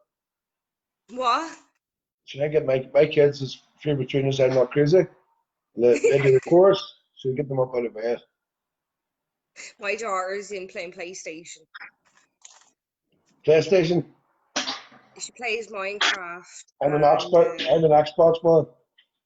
yeah, she likes Xbox, I'm PlayStation, so she had no say. I have more than fucking tune with your daughter then if she's Xbox. Yeah. Yeah, you're a fucking PlayStation maker, right? He's back. You've changed, man. It was nice to see you. Adios. Bonjour, je m'appelle Rebecca. Come on, tap out too. That's all I know, you've lost me. So where were we? You tell me. Right, so yeah, I was just chatting to your viewers there. I was just letting them know what's coming up next while you took your little bathroom break. And then we had a little photo bomber. That was Nick. But he seemed so cool. So hi. He's a legend. Oh, he's deadly. He was saying that he loves Xbox and I'm a PlayStation girl and my daughter loves Xbox as well. So he was like, yeah, get on that Xbox buzz.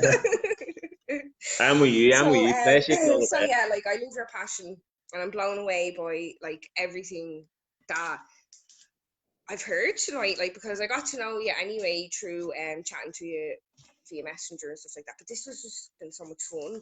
I feel like I've gotten to know you so much more. I feel like you're my friend now. Do you know what I mean? And I hope that other No, people thank you. see that and feel the same way because like the aim and the goal tonight was for people to get to know you more and you know like not feel like they can't reach out if they want to. So if they want to reach out to you, they can reach out to you, and you know, Honestly, like you're always there's there if they want to send you a nothing I message. love more than an absolute stranger messaging me and asking for, like, see, whenever I created the Devious Rap Snapchat, there's been so many young people, like, inquisitive about me. Is there, are you a rapper? And I'm like, yeah, I'm a rapper. You know what I mean? And like, they ask me questions about it.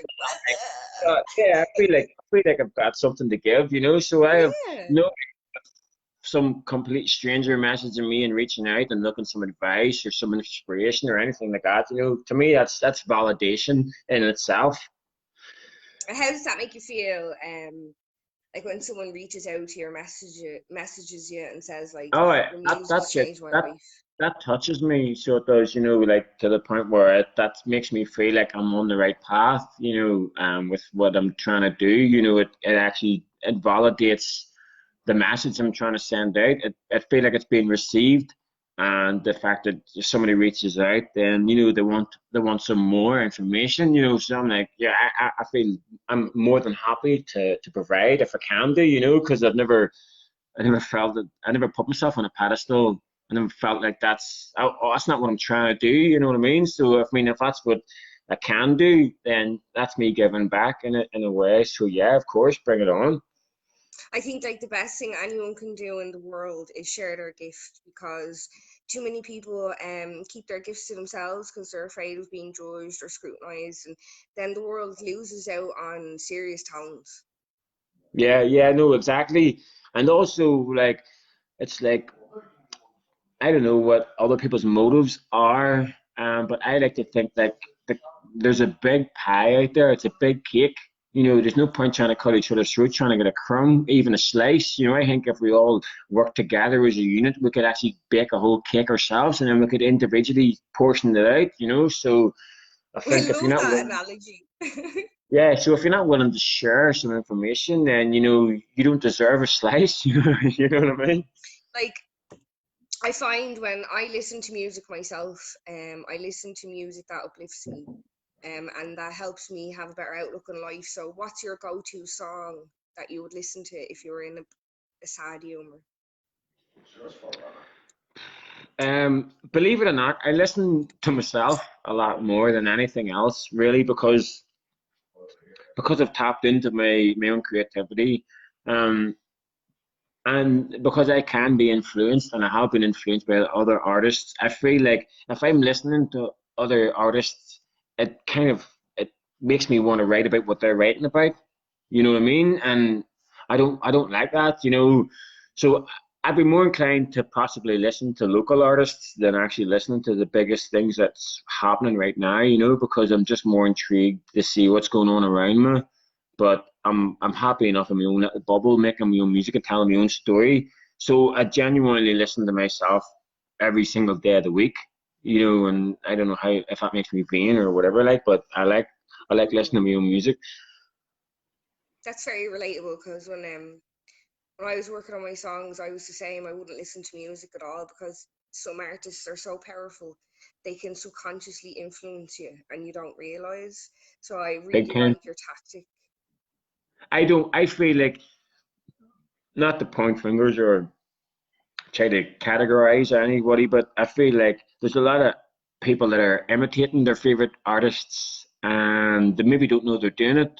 But to me, I know when you're doing it, you know what I mean? I can listen to your song and tell you who's your inspiration, and it's because I'm a big fan of the whole industry itself and the art form that to me, I'm trying to stay individual with my own sound. And I feel like because I've been doing it for so long, I've been doing this shit for 10, 15 years, that I feel like I've found my own niche as an artist, that I found my own flow and my own style. And I don't want to I would rather just keep it going the way it is, because I do know that if I listen to someone else's stuff, I will be influenced by it.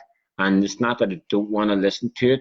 I would rather be influenced by myself. You know, I want to better myself continuously based on listening to myself, if you know what I mean. So that's why I want to keep listening to myself.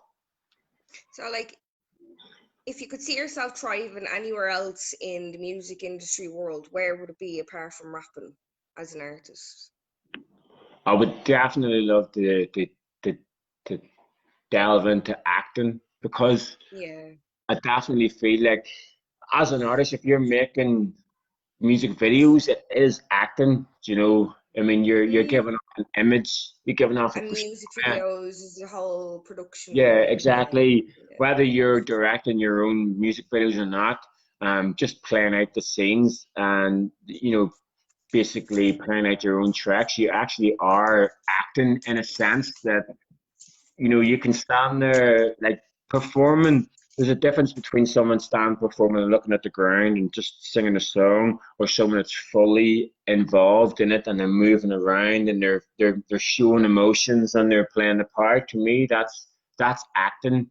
So I've always felt that I would love to try my hand at acting as well. I reckon I So could do like that what you're too. saying But there about like music and acting and stuff, it's kind of true because there's a lot of artists out there who don't write their own lyrics or content and they pay for it and they get ghostwriters. So technically they're doing the same thing. They're putting correct. themselves Yeah. into a role and selling that role, and that's why I admire you, because you've kept yourself so raw to the original individual that you are, and then you've managed to like branch it out into a creative spectrum and create that kind of web of who you are, the music, your opinions, even your fashion is very unique. Like I've watched you live a couple of times. I'm very fond of your hats. I like the color schemes that you use. Thank You're you. very easy to watch and you're very easy to listen to. Appreciate So it. I want to ask you a mad random question. If you won an MTV award one day, who would you thank? Hmm. I'd like to thank all my fans. I think, fans and friends and supporters, basically, first and foremost, because, like I said, they're the driving force behind me continuously making music. Because if I never put a song up online and nobody ever replied or responded to it, I wouldn't feel the need to continue doing it. Because you can say you're doing it for yourself, but, you Mm. know, effectively, it's to me, it's that feedback that you get from someone else, that actually makes you go. It makes me feel really good about myself. So I would like to, yeah, I would first of all, I would thank all my fans and for Shout motivating out to the me. fans. Shout out to all the fans, all the devious bastards, and then I'd like to thank. I like it. I like it a lot. And then I'd like to play Snoop Dogg's role and say I'd like to thank myself for I for for believing in me. love it. I love it. People forget to thank themselves when they put in all the work sometimes. Yeah, exactly. Right, so now I want a random birthday memory. Just a random birthday memory that has stuck with you for life. The random birthday memory that stuck with me for life is probably like my seventh birthday, right? And it was so surreal, but we used to live in Belfast, right? Which is, Belfast, the city. And when I moved from Belfast to Craigavon, and I had a birthday party there, and it was with a bunch of strangers, really, you know what I mean? Like, we just like moved to this new place and had a birthday party, and like all the neighbors was automatically invited. So I had a birthday party with a bunch of people I didn't know. I didn't even know anybody at my own party. You know what I mean? And I remember, like it was so long ago. We had this thing where it was like a string of two handles, and you like fucking bounce this thing on it. Like I don't I even know think I what know it what was. you're talking about. Yeah, Yeah, yeah. like, thing. So it's like that has never left my memory like ever, because it was the most surreal party I'd ever had, because it was my party, but I didn't feel it was my party because Yeah, I get you. Oh, that's brilliant. Um, so like, who would you consider influential and someone that you look up to? Now, not in music, just in general in the world. Like, it can be politics, it can be a footballer, it can be anybody. Oh, shout out to my mom. Do you know what I mean? Like, I love it. I love it. Wow. do you know what I mean? Like, shout out to my mom. I mean, everyone's got a story, man, and like, I just have so much respect No, I for my love it. Like, mom. that's after hitting me in the heart there. That's sweet. And my dad as well. I ain't gonna lie. We Like my get the dad, dad in there on the side, no, but the I, mom. I believe that that's where the artistry comes from. You know what I mean? But like, I feel like my mum had to work a lot harder to get to where she is, and you know, I have a lot of respect and love for that shit. You know what I mean? And she supports me as well too. Like, and you know, so yeah. Shout out to So my mum. would you say that like your mom is also a motivation for you My to mum tunes into make my it? life views as well. Do you know what I mean? Like, so it's like, you know, I got love for my whole family. Like, but I'm just saying, like, Everybody just wants their mom used to be proud of them, really, don't they? yeah, I just wanna, I just wanna look after my mum and support her the way she supported me right back. You know, so yeah. Shout out to all the So mums shout out out there. Alan's mom. Shout out to all the mums out there supporting and working Oh. hard. Respect. So now we're gonna go fly through a few questions of this or that. So Tupac or Biggie? Ooh. Fuck. You just threw that at me, man. I had this conversation with another rapper there recently, and I would like to say I've been moved by a lot of Tupac's words, but I'm moved to a lot of Biggie tunes. Do you know what I mean? Like they're two totally different artists. You cannot put them I in the same know, but if you had to pick, like if Bloods and Crips came up and they'd all guns blazing and was like Tupac or Biggie, who would you pick? Fuck. But this is the thing. I discovered Tupac first, and then Yeah. I heard Biggie But they after. are two totally different artists, like, and they represent two totally different outlooks on life. I am not going to choose. I'm sorry. Just I can't ruin. I don't want to ruin this shit, right? But it's not No, easy, man. I'll accept that because a lot of people don't like Tupac, answering. Tupac is a fucking a poet, right? Tupac has got the fucking words, right? And he can tell you a story. But can Biggie's got a vibe. Yeah, Biggie, right? Tupac comes across as the educated man that wants to, like, he thought really hard about his rhymes, whereas he's like a Biggie was the scholar. simplistic rapper, simplistic, kept it real. Biggie could tap into the common folk, whereas I felt that Yeah, Tupac was very elaborate and very intricate with what he was trying to say, and you know they were two totally different rappers, like you know. So I back out of that you can't question. choose. I back out. I'm backing out. Okay, that's fine. That's fine. So, radio or TV?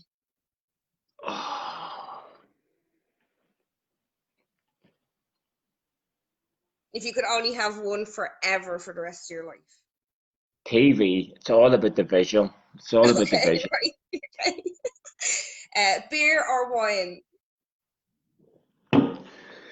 Are you talking any wine or any beer here? Like, Well, if you had like the choice of any beer in the world or I any would wine in the buy world, would you beer. pick I beer or buy wine? beer before I buy wine. Beer. What would your favorite beer be? Ooh. And It's no, gotta we're not be. endorsing It's any gotta be products here, Guinness or folks. Coors. It's gonna be I mean, two totally different polar opposites. Like, but I brought some Coors with me tonight. But I love a pint of Guinness in the bar. So, blonde or brunette? Personality. Oh no, you have to. It's just we're going with visuals here. You said it's Right. all about the I have visuals. I have stereotypically went for blondes my whole life, so give me a brunette, please. Okay. 69 or doggy style? Doggy style. Why did you pick doggy style and not 69? Because I can do my bit and then finish her off afterwards. Smooth. Who is your celebrity crush? If you could have any women, past, present, future, who would you take to bed and why? Jennifer Aniston. No way. I had three guesses and I was like Kylie Jenner, J.lo, and Cardi B, and then I threw in Selena Gomez. I don't know why. So I was totally wrong. I'll put my hands up and say so. Jennifer Aniston. Jennifer Aniston Right, has okay, kept in the so gap for so long. She looks so good for so long. Cardi B, don't rate her whatsoever. Any of the Jenners, I don't even know who the fuck they are. Do you know what I mean? so I'm not watching what any of them are doing. And who else? Do you imagine Kylie Minogue? When Kylie Minogue's all right, like, you know, but I think if I had Kylie Minogue and Jennifer Aniston standing in front of me right now, Jennifer Aniston, do you know what I mean? It's different though. You're talking about, like, I don't have any crushes on any celebrities now, you know, because I'm Yeah. not into celebrity status right now, and genuinely I'm not really fucking following too many celebrities right now. But off the top of the head, Right. that's my Cats or answer. dogs? Oh fuck! I have a cat, but I love dogs. What's the answer? I'm the exact same. I've had dogs my whole life, now I've got a cat, so I'm sort of say cats right now. Okay. Bruce Lee or Jackie Chan movies? Fuck. Jackie Chan, he's got that element of comedy. Bruce Lee's got much more serious, better fight scenes, like, but do you know what I mean? There's two different eras. How do you compare? You know what I mean? I love these. Goodfellas or Scarface? Goodfellas, Chicken or fish? chicken, fried chicken, McDonald's or Burger King? Burger King. Right, But okay. here, That was just a the few last quick few Burger fire King questions. taste like Russia's burgers. Right, so now I'm gonna move on to like if you want to talk about it, it's up to yourself now. I'd like to know about like your first love. Like how did your first love impact you as an artist? Um, ooh, okay. Um, I wasn't actually pursuing artistry whenever I actually had pursued my first love. So I Okay. think it was towards the end of my first love I started tapping into the artistry. Um, Hmm. but it's definitely, it would have played a part in my writing because having anxiety, I think back to then and before then and after then. So it definitely plays a part in what I'm writing today, but it didn't play any part in my artistry in the beginning, if you know what I mean. Okay. And how do you find juggling being a rapper with having a relationship? I feel like it's very difficult unless you have a partner that fully supports what you're trying to do and fully believes in you, that it's virtually impossible to pursue your artistry because um you know, you need to be surrounded by the right team and the right people. You know, there's no artist out there that are out there doing it by themselves. They actually have a fucking squad around them that fully believe in them and fully want to push them to the maximum of their potential. So for me, I feel like, yeah, that is massive. Okay. That's fair enough. And then we go with looks or personality. Uh, Obviously, there's a combination of both.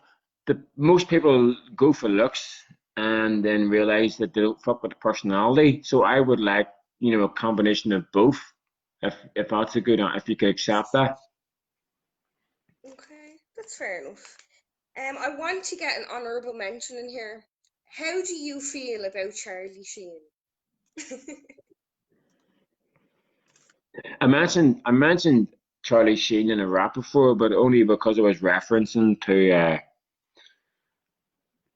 the activities he indulged in. He's a dirty dog, he is. I don't. He's a I legend, though. wasn't a fan. I never watched fucking Two and a Half Men. I wasn't Yeah. massively into it, so I never Oh, I massively. loved it. I wasn't really affected by Charlie Sheen's endeavors whatsoever, to be quite fair. So I don't think much of Charlie Sheen. So if that's a good He's answer. like a prime example of when fame gets to your head. So, Oh, like, I remember when he basically, yeah, he just said too fucking much and totally ruined his career, you know. So, you know, more for him, you so know. if you like if you ever made it overnight, how would you handle that situation of everybody knowing who you were? Oh, I would either do a Charlie Sheen or disappear.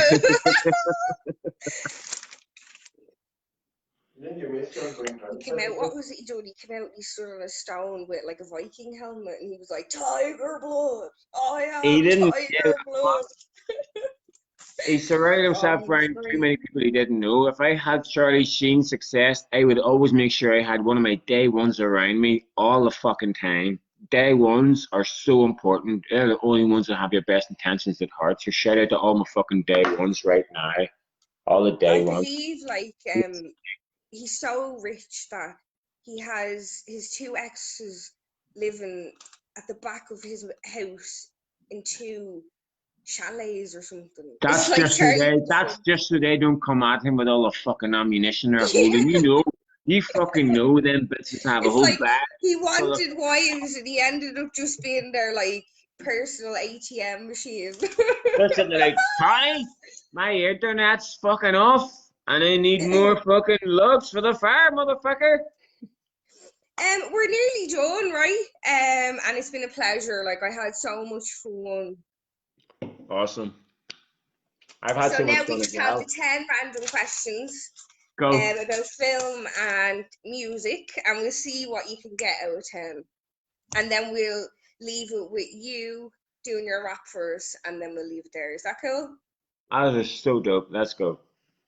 No, honestly, I had so much fun, and I'm sick that last night went bogey, but look, sure, we're professionals.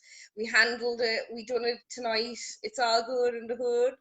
Yeah, and like I said, life happens sometimes. If you're not prepared to just adapt to your surroundings, then, you shouldn't be where you are because, nothing's forever and, you got to be prepared for change. That's life. Yeah, sure. Look, if it didn't happen to me, I don't know who it would happen to. Same day the car breaks down, and like I was like, what is going on? But I will not let that get in my way. Okay, let's go. Right, so here we go. Question number one. Who had a number one hit with Ice Ice Baby? Vanilla Ice. Yay. And guys, if you want to join in, you can put your guesses in the comments below. So in what year did the Spice Girls release Wannabe? 1998. 96. Fuck off. What? I was close enough. Yeah, no, that's fine. It's just a bit of fun. Look, I'm not being funny, but I got like most of these wrong myself, like, That makes me feel Um, bad. yeah, so we stayed on like Roger Taylor is a drummer, but what band does he drum for?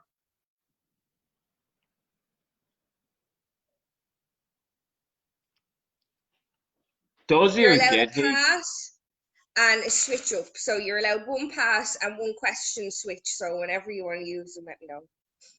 Can I elaborate on the question? Does he drum So or did he drum for? Roger Taylor is a drummer, but for which band? Jesus. I'm a rapper. Who the fuck knows bands today? Foo I Fighters. actually am a very big fan of this band, and I didn't even know this, so don't worry. I don't know. Pass. Queen. Fuck's sake. Queen. Okay, I should Yeah, know I that. know. That's a classic example of everybody knowing Freddie Mercury, but not the other guy. Facts. Right? Facts. What was But if Britney you'd Spears' mentioned first Brian album called? Quinn, if you'd mentioned Brian Quinn, I could have maybe fucking give you a better answer. Don't worry about it. It's all for fun. So what was Britney Spears' first album called? I got this mixed up now myself. I thought it was a different one. So I'm trying to think what was her first oh baby, single. baby, I should. I knew it was like Hit Me Baby One More Time, right? But that was Yay! that it? Yeah. Yay! Baby, one more time. Perfect. Right, now this one I thought was gas. What novelty act had a Christmas #1 in 2000 with Can We Fix It? Bob the Builder. Yeah! Yay! Right. Can we fix it? Bob the Builder. Okay, let's go. Now, you were saying to me that you don't really watch many horror films, right? So you can switch this question if you want to, but what was Wes Craven's horror market and tagline? To avoid fainting, keep repeating, it's only a movie for. I hope I said that okay.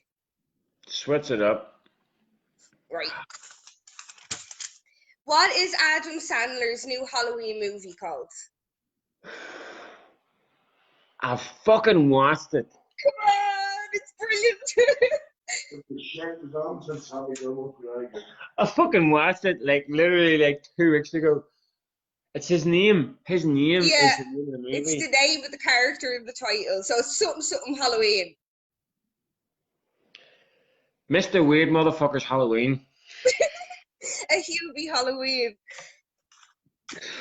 Fuck. Right. Remember we were talking about spaghetti earlier. You were talking about spaghetti. I said I had a question about spaghetti. This one is really fun. What flavour of Pop-Tarts does Buddy the Elf use in his spaghetti in Elf? Strawberry. Chocolate. Number 8. In the movie The Shining, the famous phrase, "Here's Johnny," captured millions around the world. Who delivered that famous line? Jack Nicholson. Yeah. In what 1976 thriller does Robert De Niro famously say, "You talking to me?" Godfather. No. Taxi driver. Fucking yeah, it was. It's okay. And then finally, this is the last one, and this is, Goodfellas, sorry, that one. I'm getting all confused now and excited. I love quizzes. So in the beginning of the movie Goodfellas, who says the line, "As far back as I can remember, I always wanted to be a gangster"? Are you looking to know the actor's name or the character's name? No, the character, like, not the actor.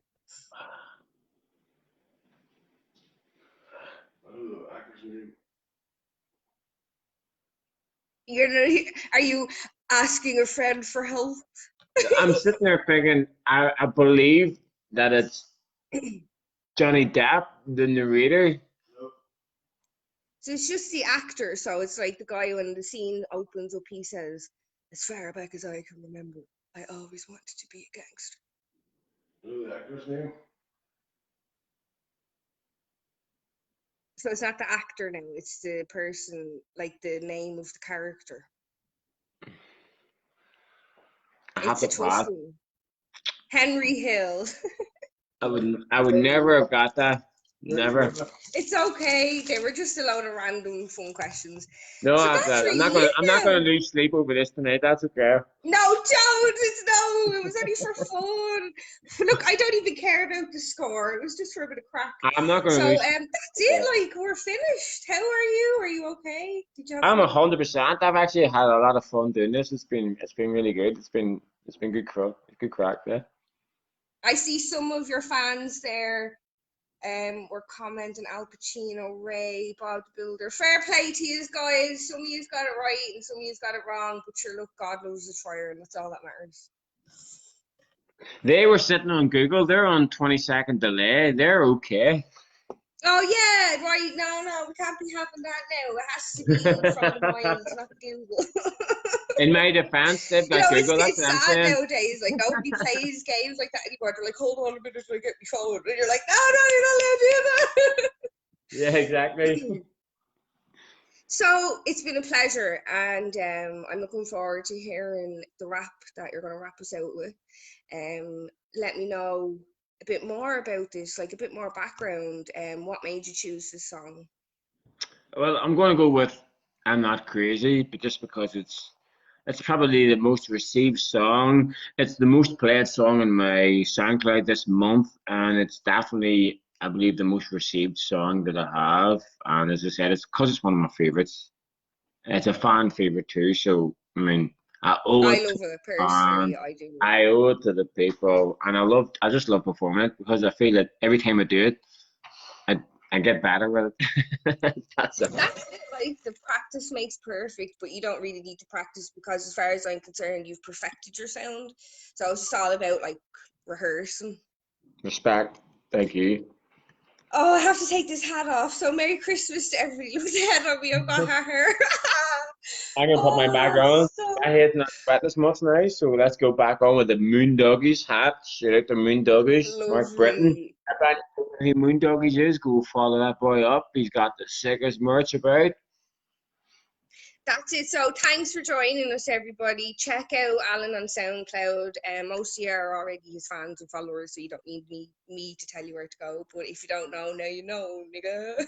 You So we're know. going to go out now with a song, and it was a pleasure getting to know Alan more, aka Devious Raps, and it was a pleasure getting to know more of his fans and followers below. And thanks for joining in with the questions. It was actually a pleasure taking part in this, and you know, like I said, I'm overwhelmed and more than happy to be involved. And you're very professional in your endeavors, and you know, I would definitely, I would advise any artist out there that are trying to pursue their, you know, their career, their artistry, that they to contact you and to get involved, because it's a beautiful thing, you know. So I respect you for what you're doing. And as I said, you know, you're definitely taking it serious. You know what you're talking about. You're not just winging it off the cuff and just trying to just ask random questions. You put a lot of time and effort into, you know, the thought process and what kind of questions you're asking. So yeah, I respect you for that. So hearts out. Thank you. I really enjoy it. Like, I enjoy that more than actually making my own music, because I enjoy talking with other people. I love seeing other people's eyes light up for their passion. I don't know, just it makes me feel all warm and fuzzy. No, honestly, like I said, I seen you putting the post up when you were talking about what you were trying to do, and I just thought, you know what, that's right up my street. I'm going to give you a shout. And you know, I didn't expect to be on the first episode. You know what I mean? I expected this to be like the kind of thing every artist would want to do. You know what I mean? Because it's just like I'm so humble about what I'm doing, and I'm just happy to share my experience. You're very humble. Like, and I kind of that's why expected this to I be something grabbed the that everyone would want to be opportunity. doing. Well, thank you. You know, January, like that's what I'm saying. I'm just super elated to be able to express myself, and the fact that there's people here that have tuned in for the whole time and they're prepared to listen. So, you know, it's a beautiful thing. So, thank you very much for having me. I appreciate it. No problem. I appreciate the feedback, because, like you, feedback is my fuel. So thanks. No, 100%. So, yeah, brilliant. Right. Right, I have my strawberry milk. Let's get rocking. Yeah. Right, let's go. I'll get the Devious Rap song. I'm going to hide myself now, right? I'm going to just turn my light off because I don't want to be seen. Like name. Hey, let me see. I'm not here, guys. I swear. I'm in the audience, which is. It's not me. Swear. How's the volume? Is it loud enough? Just a little bit higher.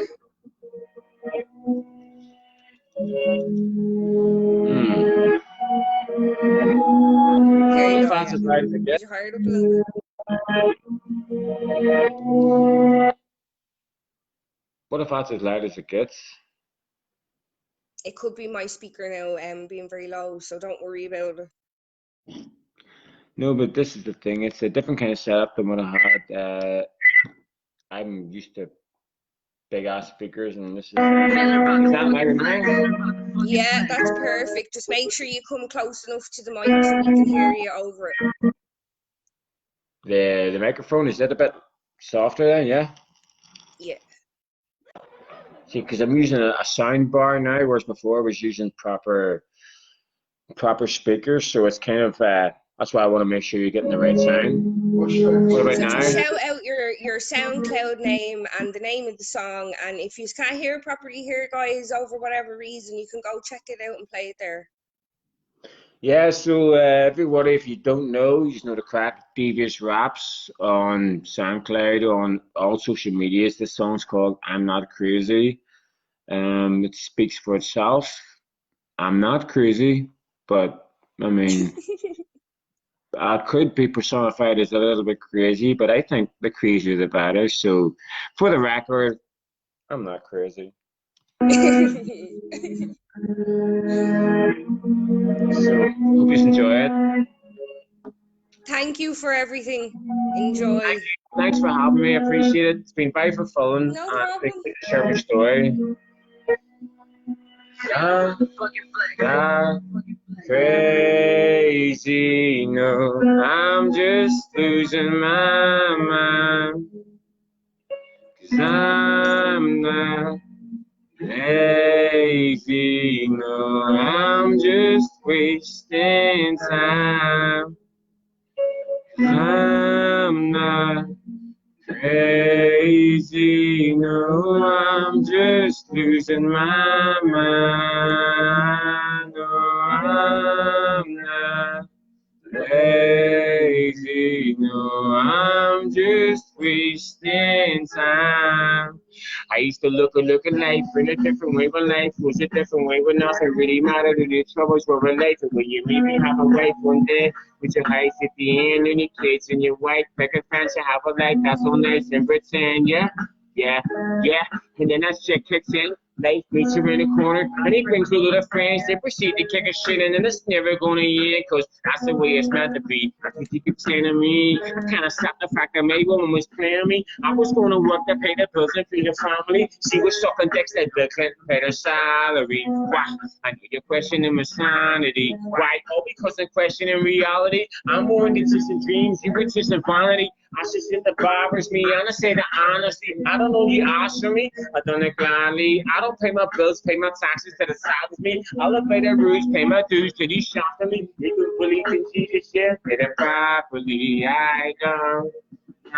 Get into monogamy in a world full of sodomy. Had a girl, folks who told the word to me, clearly had enough of me. 'Cause I'm not crazy, no, I'm just losing my mind.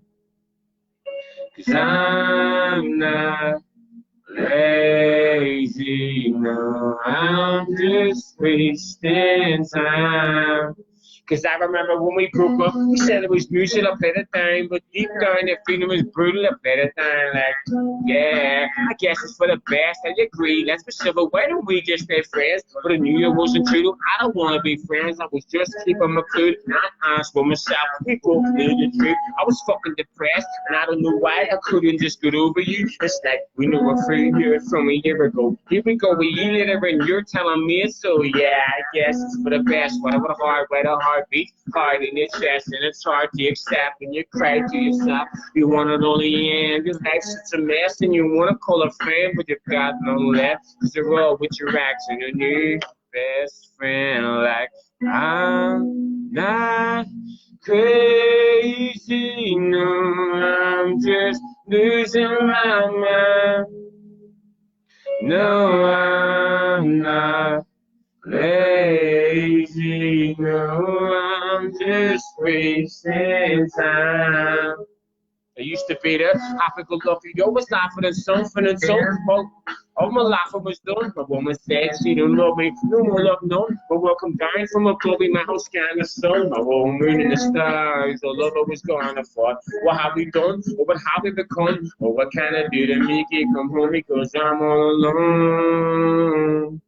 But it's just what I'm seeing, cause I learned from the feeling once bitten, twice shy. You know the fucking me and I got burnt. You live and you learn. You love and get burned, and you're the one that does the burning, and you wait and your turn. Cause that's karma, that old lady, she can't wait to return. But you can't escape it, it's your final destination. It's in your hands and feet, you just wait your turn. Oh, no, man. Respect.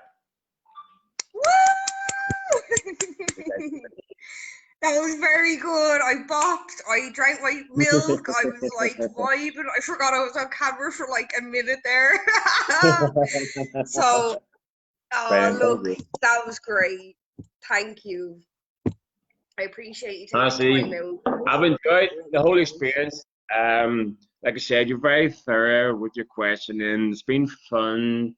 It's been emotional, and I got to actually, and I got to actually indulge and express a lot of things I've never actually spoke about musically. So thank you for that. Thanks for choosing me to do that with. I really, really appreciate it. Do you know what it is? I seen you're on the Facebook, so I know you were on the radar, and everyone's on my radar too. If you're on my Facebook, I know what you're doing as well. So I seen what you were doing, and I wanted to get involved with it. So I have to thank you again at the same time, because in my position, I imagined that you could pick and choose who you wanted to go on your first show, your second show, your third show, whatever. So I felt a sense of privilege to be on your first show anyhow. So, like I said, I thank you right back for having me on. So, kudos, thank you. No problem. And I will be staying in touch with you anyway through Messenger, and hopefully when the pandemic is over, maybe we can link up and maybe whack a track down or something. If not, we'll still keep in touch 100%. anyway. We will definitely put a track together for sure. And then And I will grab you again maybe this time next year, and you can just have like a quick update of how your year went, what's been going on, if you've worked on any music, things like that. oh yes, most definitely. I think it'll be a beautiful thing to do, just to sort of catch up and see where we both are then, you know what I mean? By then you'll be in Hollywood, No, you'll be would you interviewing. go away? Would you? Oh, stop! Like all I want to do is hide behind a radio microphone. Well, it's the You know same. what I mean? Tell my writing abilities, but I have to perform my songs first, you know what I mean? So it's all good, you gotta do what you gotta do first. But Oh, this here, was so much fun. I've had a laugh, it's been great. And I'm prepared to stay here and perform some more songs anyway. You can hang around all you want. Yeah, you Uh, work away. I'm going to take a bathroom break myself. So I'll be back well, in about like a minute and a half or so. you do your thing. I'm going to crack on to another song and just start rapping, because once I've had a few drinks, I feel like I've got some music to share with the I'll be people. back in like 2 minutes. Knows that. So yeah, guys, thanks for staying tuned in for the duration. Actually, enough respect for you all. That's genuinely, I can't say enough. So I hope you enjoyed that as much as I did. And I'm sure you don't know that I didn't know how that was going to go, and neither did you. It was just totally random and spontaneous. We had a little pre-interview, and we discussed the kind of questions that was going to be asked. But as you know, it was all on the spot, on the cuff. Nothing was organized and structured. So it was as organic and original as you could get. So yeah, I'm going to do another song for you. I'm going to let Nick decide what you want me to do, mate. I'm going to come around and look at them here. Maybe No matter how much I sprayed. I'm going to go now and ring my mother because she was trying to ring me and I don't want to ruin your lovely performance. So I will be back in about 10 minutes to catch up with you, and I no really problem. appreciate everything. You know where I'm going to be. So thank you again. Oh, Thursday. Bye, everyone. Okay, okay. Take care. Oh, it's your money. Oh, here.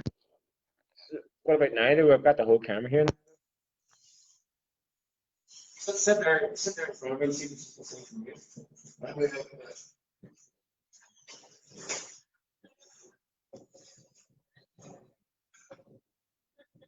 Have you measuring tape now?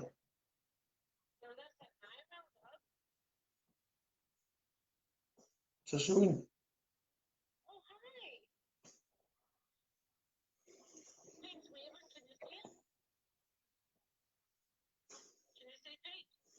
I don't think it's reverse, is it?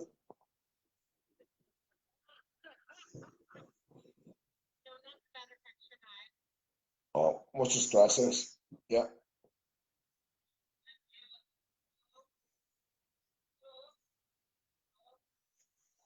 I can hear him.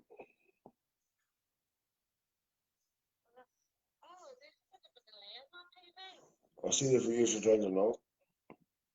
I must be bugging the system.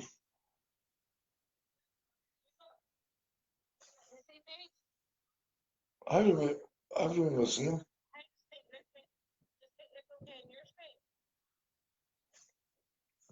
I can see nothing. I've wireless flash. Bonjour, Nicholas. LOL. Well, mate, what's the crack? These people's going to make a dance now. Fuck's sake. Yeah, I'm sick of hanging out off that fucking door, right? Keep filming.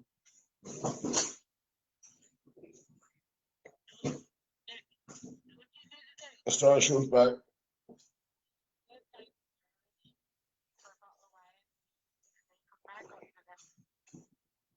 Crack, okay, I don't know.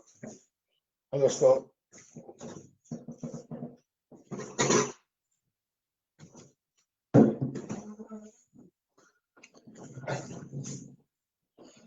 Thank you, man. I actually enjoyed that. That was quite fun. Thank you, Alana. I appreciate you.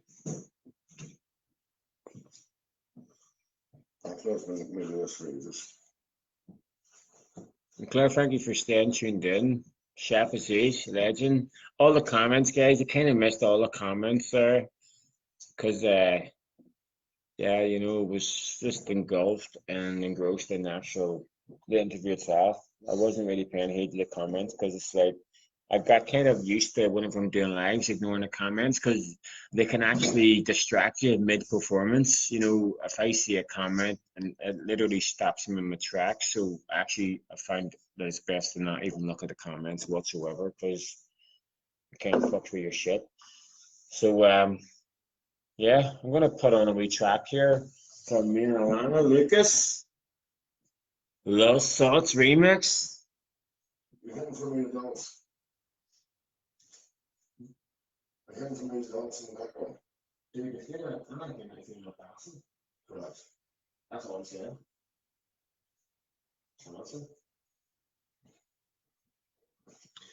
So yeah, I'm gonna crack open a wee beer here. And that's us now. So yeah, crack open a wee beer and gonna let this hear the Lost Thoughts remix, courtesy of myself and Alana Faith from Marvel, the hidden talent. Yeah, who would have knew we Porter Down had so much to offer? Who would have knew? It's actually ridiculous.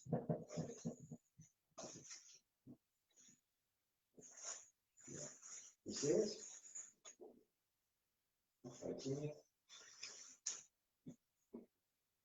I've got a few walls. I think you get some skills. With a car, that's just not useful. That's just guy. That's just small. That's useless.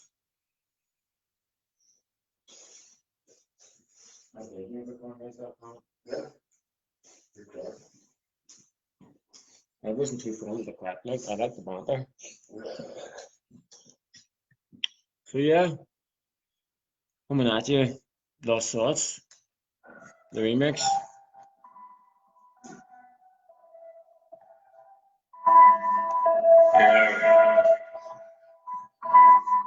This song here's for It's not actually playing in speech yet, mate.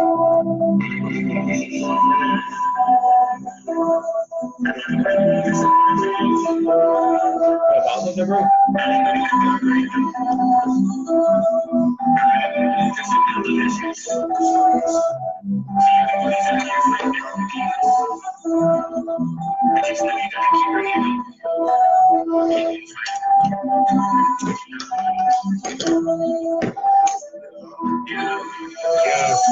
Give it that week and then you can't sleep when your mind starts racing. You think about the life that you're wasting.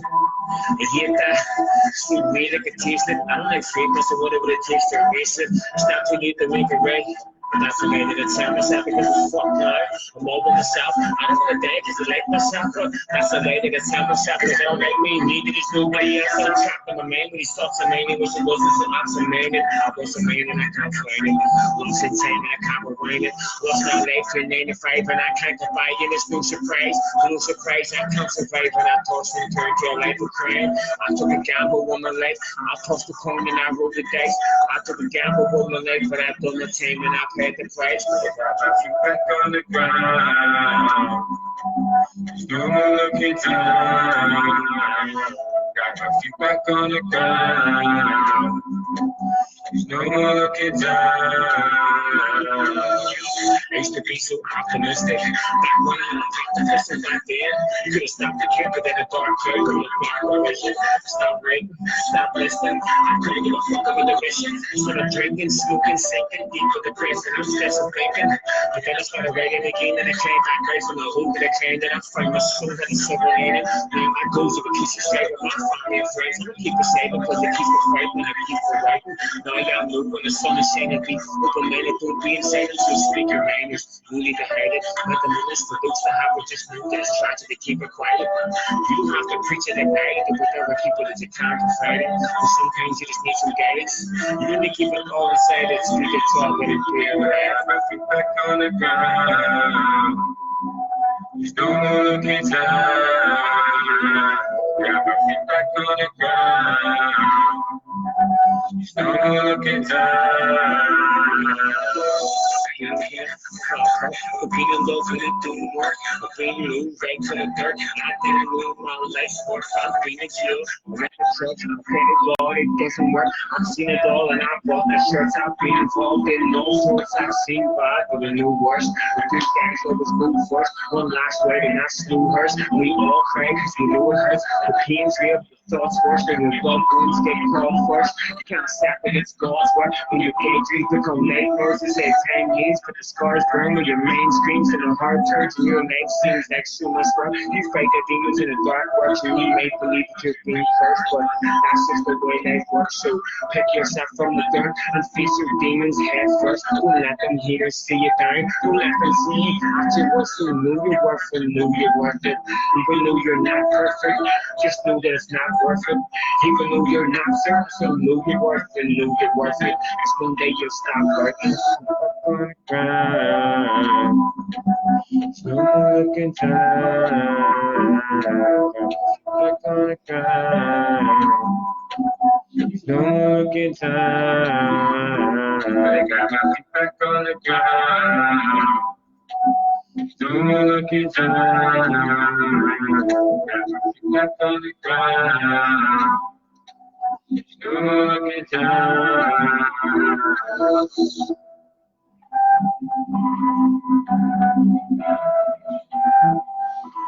Apologize because the sound's not as good there as it usually is, so my gaff now because Nick's trying to show you speaker.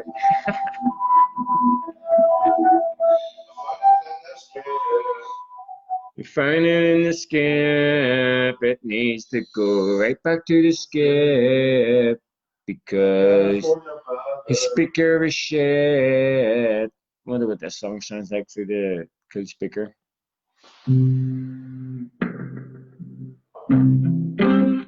Oh.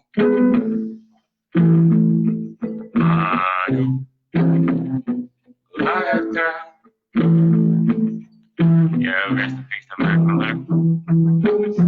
Survived a lot of mangoes,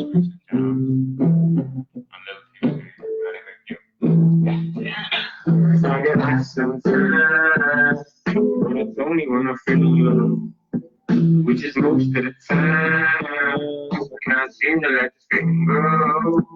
Going out of my mind, but I think I like to keep it so. I'm only melancholic with the flow, cause my chronic's getting low. It only be weak cause go. Used to have a big girl, used to have a good life, but I wanted more. So I pushed it to the side, called it what the fast life. Photo was the man I'm with. Gotta get my gang and I gotta get my cash right. I thought I had it figured out, thought I had a plan right. Money doesn't buy you happiness, but it can buy you some bags. Thought I was a man, so they caught me with a bag and a trap and I got locked up. That's why I get high sometimes, but it's only when I'm feeling low. But it's most of the time I can't seem to let this feeling go. I'm going out of my mind, but I think I like to keep it so. I'm only melancholic with the flow, cause my chronic's getting low. Where did all the good weekends go? Look, mommy, I mean it. Look, mommy, I'm famous. Look, finally got my name in all the papers for the right reasons, not for all the petty misdemeanors. I don't want the money or the fame. fame. I just wanna hear the crowd screaming like my name when I'm standing on the stage, pouring out my heart again and again and again and again, and I do it all again in a heartbeat. Look, mommy, I made it. Look, mommy, I'm famous. Look, finally got my name in all the papers for the right reasons, not for all the petty misdemeanors. I don't want the money or the fame. I just want to hear the crowd screaming at my name when I'm standing on the stage, pouring out my heart again and again and again and again, and I do it all again. That's why I get high sometimes, but it's only when I feel love, which is most of the time. I can't seem to let the feeling go. I'm going out of my mind, but I think I like to keep it so. I'm only melancholic with the flow, my chronic's getting low. Like, where did all the good weed buds go? I get high sometimes, but it's only when I'm feeling low. Ooh, which is most of the time. I can't seem to let the feeling go. I'm going out of my mind, but I think I like to keep it so. I'm only melancholic with the flow, cause my chronic's getting low. Like, where did all the good weed plus go? I get high sometimes, but it's only when I'm feeling low. Oh, which is most of the time. I can't seem to let this feeling go. I'm going out of my mind, but I think I like to keep it so. I'm only melancholic with the flow, cause my chronic's getting low. Like, where did all the good weed plus go? Look, mommy, I'm here. Look, mommy, I'm famous. Finally, I got my name in all the papers for the right reasons, not for all the petty misdemeanors. I don't want the money or the fame. I just want to hear the crowd screaming at my name when I'm standing on the stage, pouring out my heart again and again and again and again, and I do it again in a heartbeat. Like that one? Unreal. When did I go? For 2 weeks ago. Unreal. Thanks, bro. That's another one I just wrote in work. Yeah, the songs are very That's a bit more sort of fucking relevant. pop it, not pop it. Yeah, but that's the kind of Unreal. that's the angle I kind of sort of. It just the instrumental maybe. I wrote that in work, man. Started the shift with no song, ended the shift with That's my a song. second favorite. Like you, man, it's right up there with myself as well. It's kind of like, yeah, I just like making music and I like listening to my own songs, and that's up I there. never had a good lovely. Exactly, bro. That sounds good. Yeah, and all I'm doing is just telling a story. No play. Wasn't a joke rapper, but he's fucking. Yeah, he was the Slim Shady LP. He was basically very angry, and he wasn't gimmicky. He was just fucking very like. When he first came out, it was different. It was Yeah. funny. It was taking a piss out of it. It was basically taking a piss of the whole world, everything, and then Marshall Mathers LP and the Eminem show was more personal. See, Talking about. I'm not, yeah, I'm the same. I wouldn't say I don't like him because I can't hate on anyone's stuff, but I know that I've gravitated away from him. But like, I did listen to the Kamikaze album because it did bring him back to I the said, old. Yeah, exactly. Yeah, so it kind of it brought me back. Get too serious. So I'm going to do a couple more tracks and then I'm going to go, guys, because I've actually sat on the live all night and I'm kicking it with my best mate here, so I don't want to spend all the time on live. So I'll do another couple of tracks here and then I'm going to go. But again, thanks everyone for tuning in. Thanks for your comments, anyone that's shared, anyone that's liked it, and just anyone that's enjoyed it and appreciate it. Appreciate you for tuning in and checking it out, like, because I haven't really done too many interviews and actually thoroughly enjoyed it. So I hope you enjoyed it as much as I did. So I'll run out another couple of tracks here for you, and hopefully you're feeling the vibes like myself. This might be a little bit low. What's the volume like on that? It's a money. Never really wanted. Can you put that one? never ending. More money you have, and the more money you spending. Everybody's out there trying to make themselves some money, so they can buy some things that they never really wanted. Keep up with the Joneses, and the race is never ending. The more money you have, and the more money you spending. The more money you spending. The more money you spending. The more money you spending, more money you have, and the more money you spending. The more money you spending, just pick up the mic here, the more money you spending, the microphone's here, the more money you spending, more money you have, and the more money you spending. Everybody's out there trying to make themselves some money, so they can buy some things that they never really wanted. To keep up with the Joneses, and the race is never ending. The more money you have, then the more money you're spending. The more money you're spending. The more money you're spending. The more money you're spending, the more money you have, then the more money you're spending. What do you wanna be whenever you grow up? Whenever you grow up, whenever you grow up. 'Cause I just wanna see everyone grow up, everyone grow up. So many people don't get to grow up.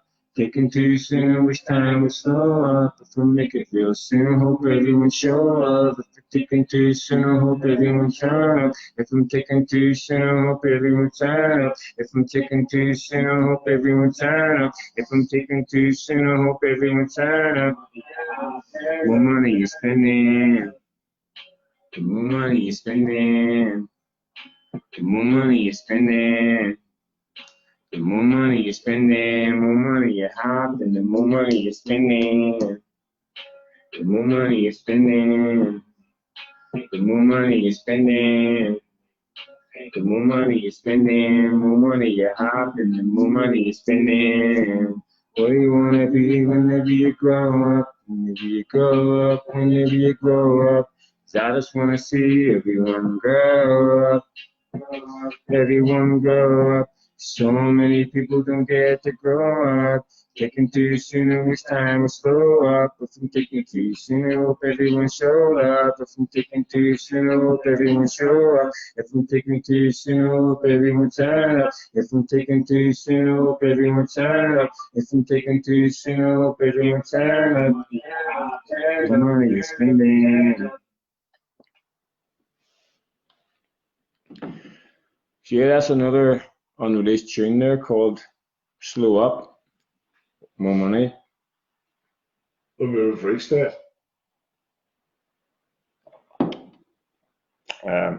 Not really feeling it right now. It would need to be like full on beats playing and kicking it like, because it's very soft and subtle. It's kind of like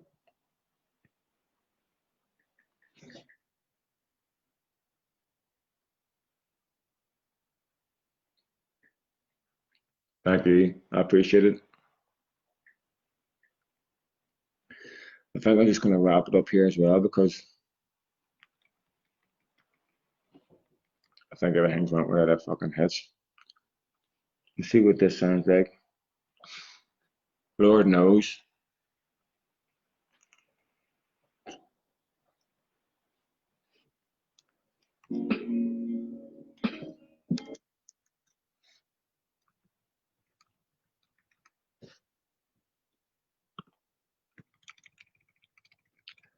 So yeah, this is the last jam, guys. Another exclusive track called Lord Knows, and this is just another storytelling rap about me talking about some life experiences that I hope you can either connect to, relate to, or grow from.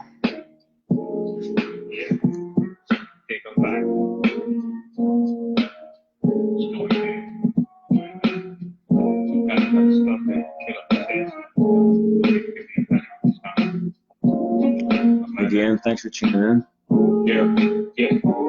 See, I've been searching my whole life, trying to find the answer. How to wake me as a mom was diagnosed with cancer. Who would have thought, though? We would have hit it with some pounds. I swear to God we did it, even though they said we can't. So I have to hold my hands up. I didn't give thanks because I don't ask so much, but I did ask for that. Just to reclaim my heart, I wanted to move this track. Is this the realest shit I ever wrote? Just no respect. I said there was no God, but I have to take it back. Cause there must be someone looking down and listening up above. But I can justify my thoughts if you even care to ask. I was raised with a Christian faith, but I lost my path when he tried to take my brew. I just had enough, like it wasn't bad enough. Diagnosed with schizo, with mad stuff. 3 strokes later, ran a brain aneurysm. Now he's half the man he ever was. And that's mad as fuck. No, you don't know what's around the corner, Lord knows.